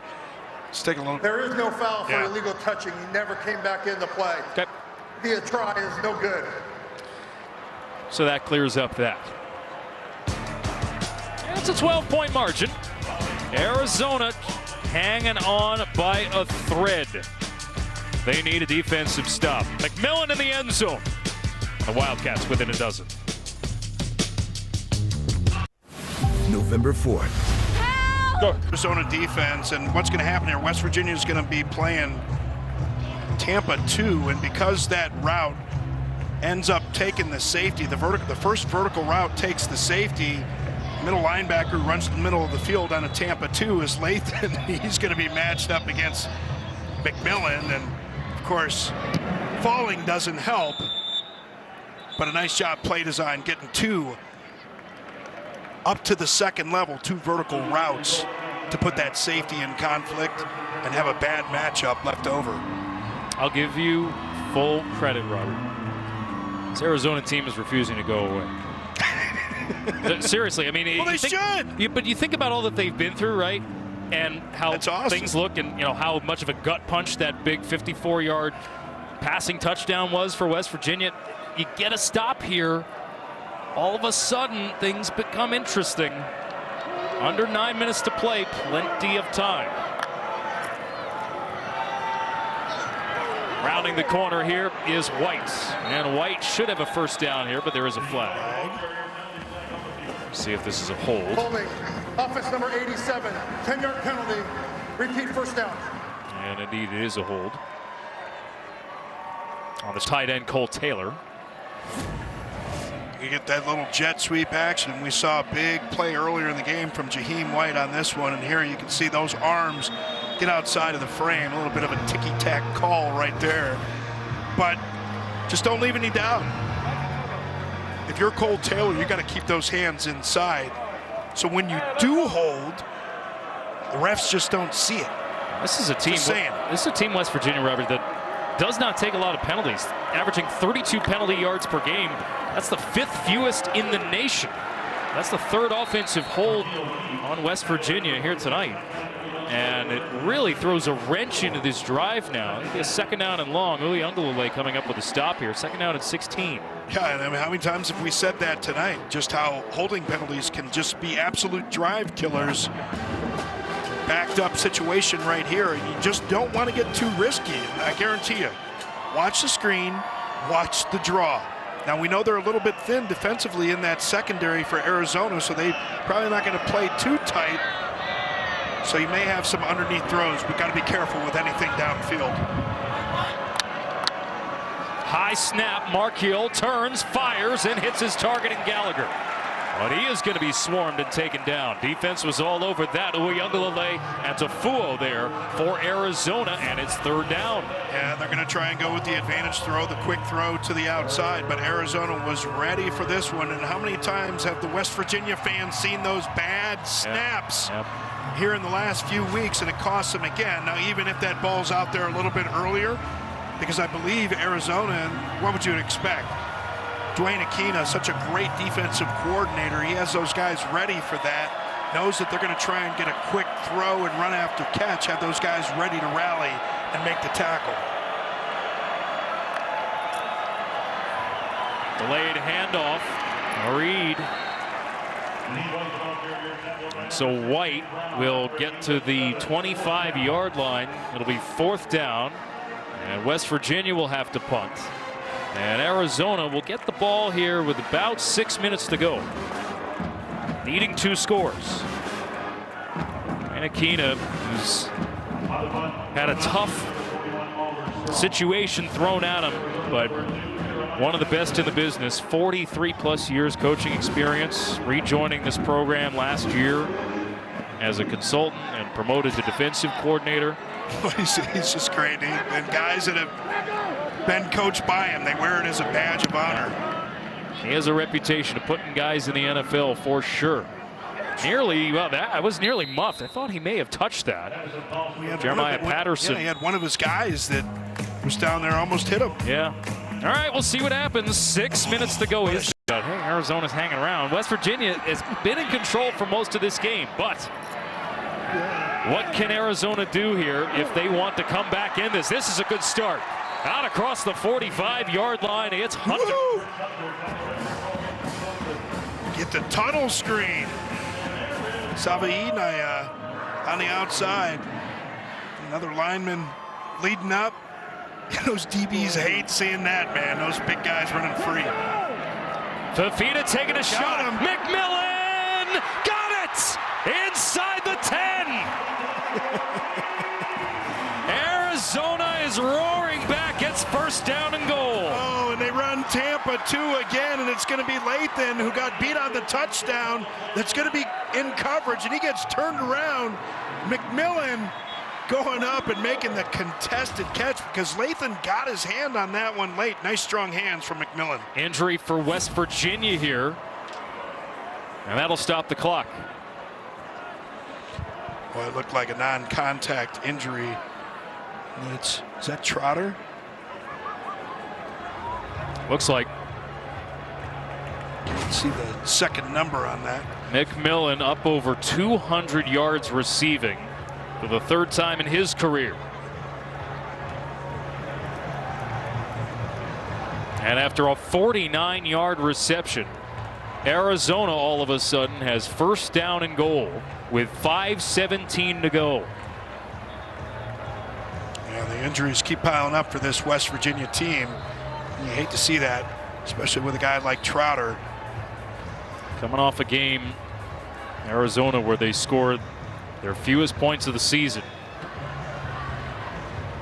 Can West Virginia's defense just hold them enough here?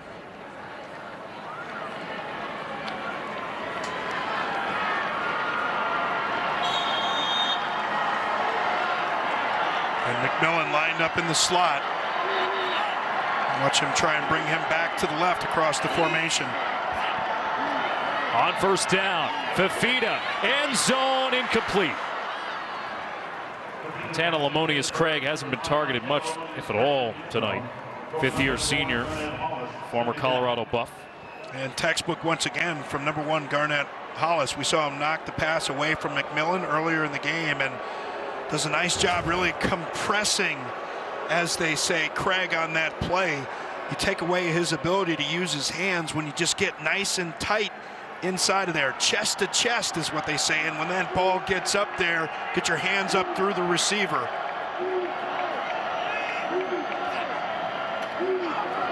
Fafita throws end zone, low contact. McMillan stopped his route, and it's an incomplete pass. Third down. This in the rub play, pick play, depending on whether you're an offensive coach or a defensive coach. Got a little bit too tight on this one. Not sure what was happening there. It's like, wait a minute, he's pointing in there. You know, sometimes one guy's supposed to go over the top, the other guy's supposed to go underneath, but McMillan, you got to know better on that. You just can't stop your feet. You can't stop the route, even though it doesn't go the way you think it will. Just finish. Arizona 6 for 12 on third down. Fafita throws back of the end zone.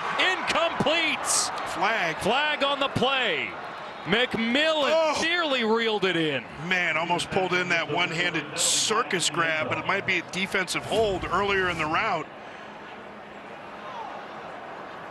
You're going to see Hollis in coverage here. Oh, yeah. Holding. Defense number 1. Just to the goal.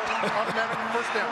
Right, just, again, we're being treated to a show here by McMillan tonight. Yeah, we certainly are. And we had seen before Hollis, when he came back to a ball against McMillan, did a nice job not interfering. We saw in that last throw to Lamonius Craig. Didn't interfere. That time, clear as day, though, man. He's like, I got to get a hold of something, or he's going right by me. Arizona with a fresh set of downs. From the 3-yard line. Handoff. McMillan. What is he going to do here? He's going to throw it back to Fafita. No! And he dropped it. Oh. He had daylight and would have had a wide open score. And he can't believe it.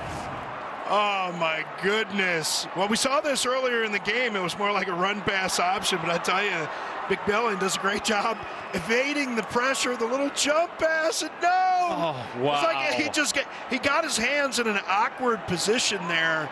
You know, the way that ball's coming in, sometimes if you're not a natural catcher of the ball, you can get a little confused, and he got a little excited. Just cup that thing, make sure that you catch it, and you walk in.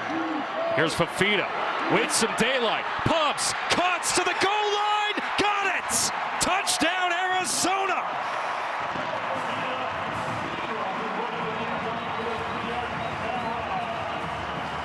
Fafita knew the contact was coming, lowered his shoulder, and found his way to the end zone. And he totally redeems himself. Drops the pass before, and watch him get physical. Turn up inside. He's just jumping all over folks. No slide on this one. You see like the fake little throw just to try and freeze the defenders very quickly. And you see Tarnu, like he may have been injured at the end of that one. Yeah, kind of got like he was caught in the splits. His neck kind of got rolled there. I think it's his leg. Like it looked like a hurdler. He was like in a hurdler stretch position, and they're grabbing the back of his hamstring. Whatever it is, though, incredible play by Noah Fafita. Neil Brown arguing something on the West Virginia sideline. Oh, yeah, Tarnu. I hate to see that. Can't put any weight on his left leg.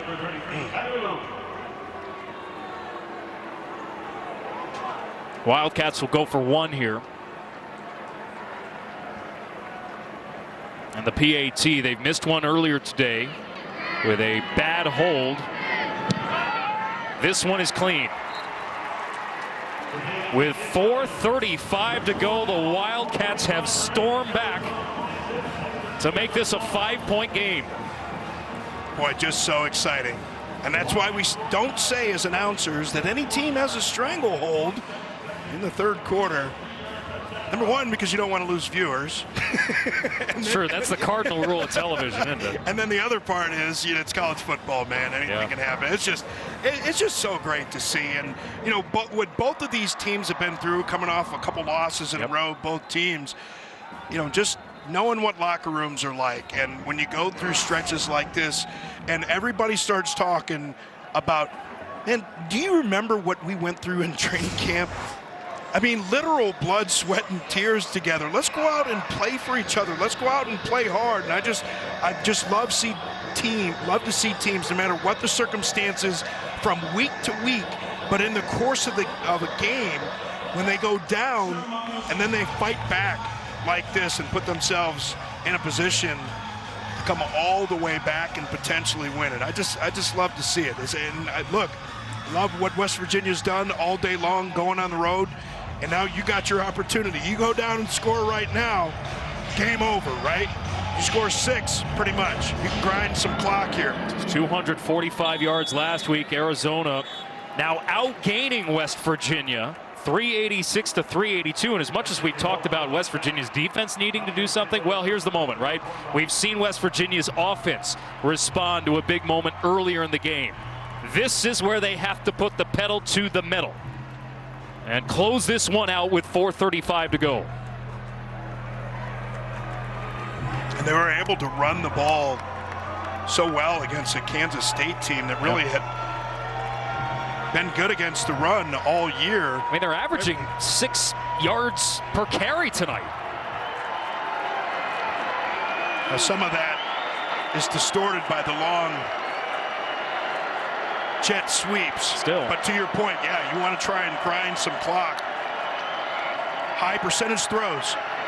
Markhill steps up in the pocket, and that is a high percentage throw, hitting the tight end Cole Taylor, who's tackled across the 33-yard line.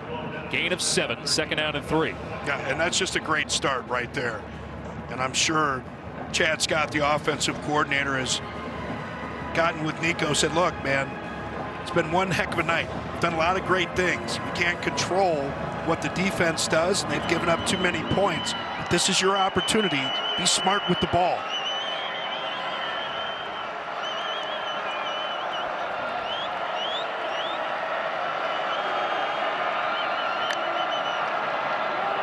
On 2nd down, handoff.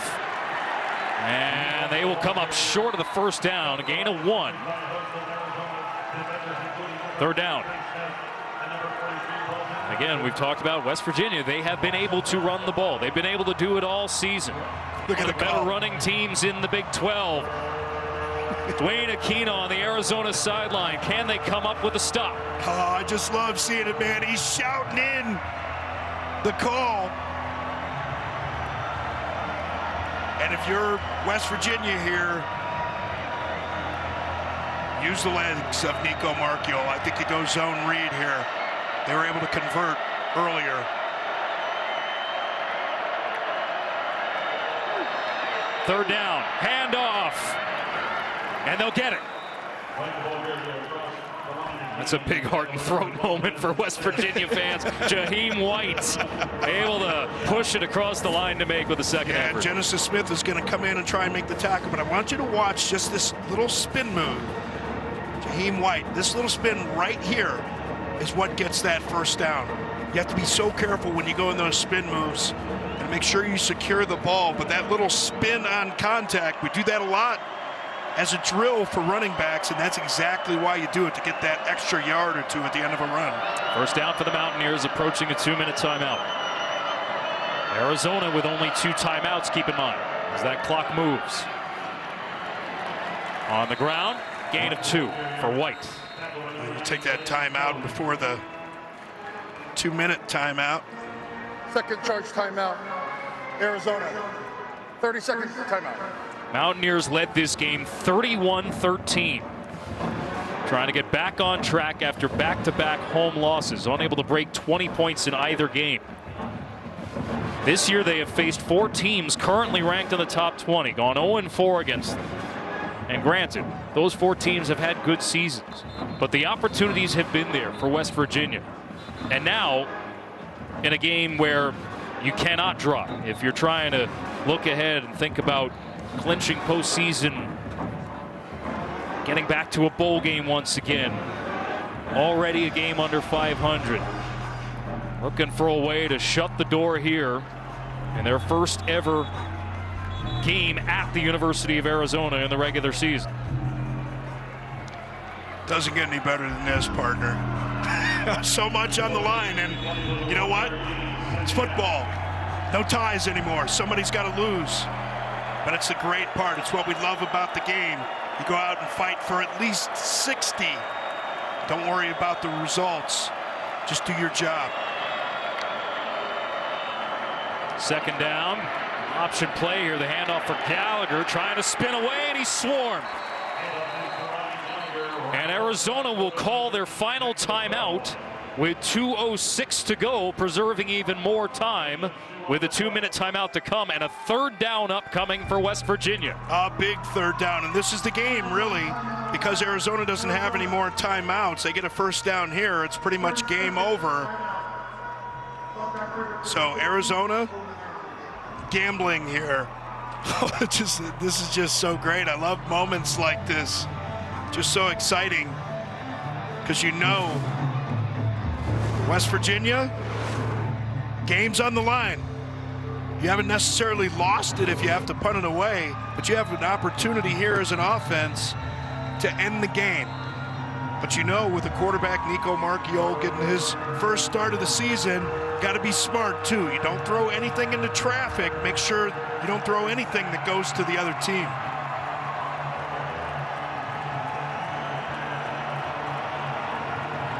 Added 3 seconds. Third down and 7.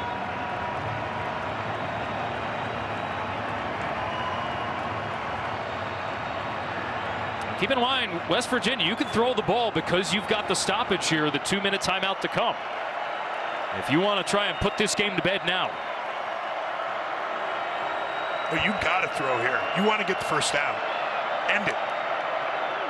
Marchiol will try to do just that. Swings it to the outside. It's caught. It's a first down. Jalen Anderson's first touch of the game moves the sticks. He's out of bounds just ahead of the 2-minute timeout. Yeah, but that thing's going to run down in 2 minutes with the clock running.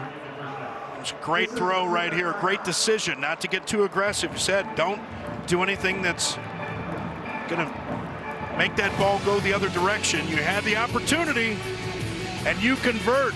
West Virginia coming on the road. Arizona out of timeouts. Under 2 minutes when we get back. Played the second half last week. Delivers a big first down conversion. And the Mountaineers will kneel this one down.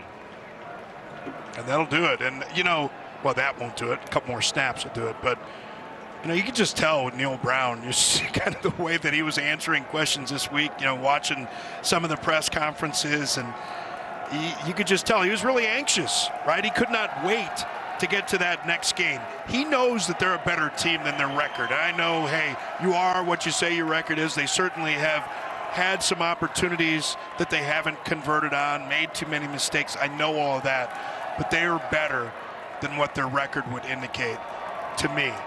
And to see them come on the road, play the way that they did today, congratulations to them. And on the other side, Arizona, I mean, you fought your way back. Both teams have had to deal with the injuries. And again, fans don't care. Fans, short for fanatic. There's Marchiol's father enjoying the finish of this one. Fan is short for fanatic. You know, they're not known for their patience or being rational.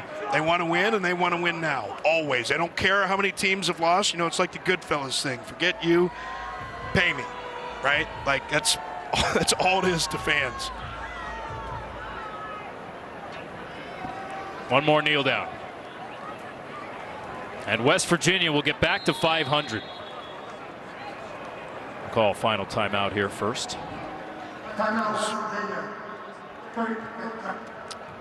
So West Virginia, we talked about how tough their schedule was to begin the season, but look at how they'll finish. 3 of their final 5 are currently at or below 500. So you know, it's tough to win every game, man. The thing is, for West Virginia, I think the frustration is they are, in all likelihood, out of the running for the Big 12 title, right? Yeah. And that's where the opportunity came about the last 2 weeks. But, you know, much like they did last year, I think last year, let's not forget, this team was kind of teetering a little bit and finished really strong. Won 5 out of their final 6 games, including a victory over UNC in their bowl game. There's still a lot left to play for West Virginia as they try to get back to the postseason under Neil Brown. Heart in throat kind of game if you're a Mountaineer fan, but they eke it out. 31-26 the final over Arizona here as West Virginia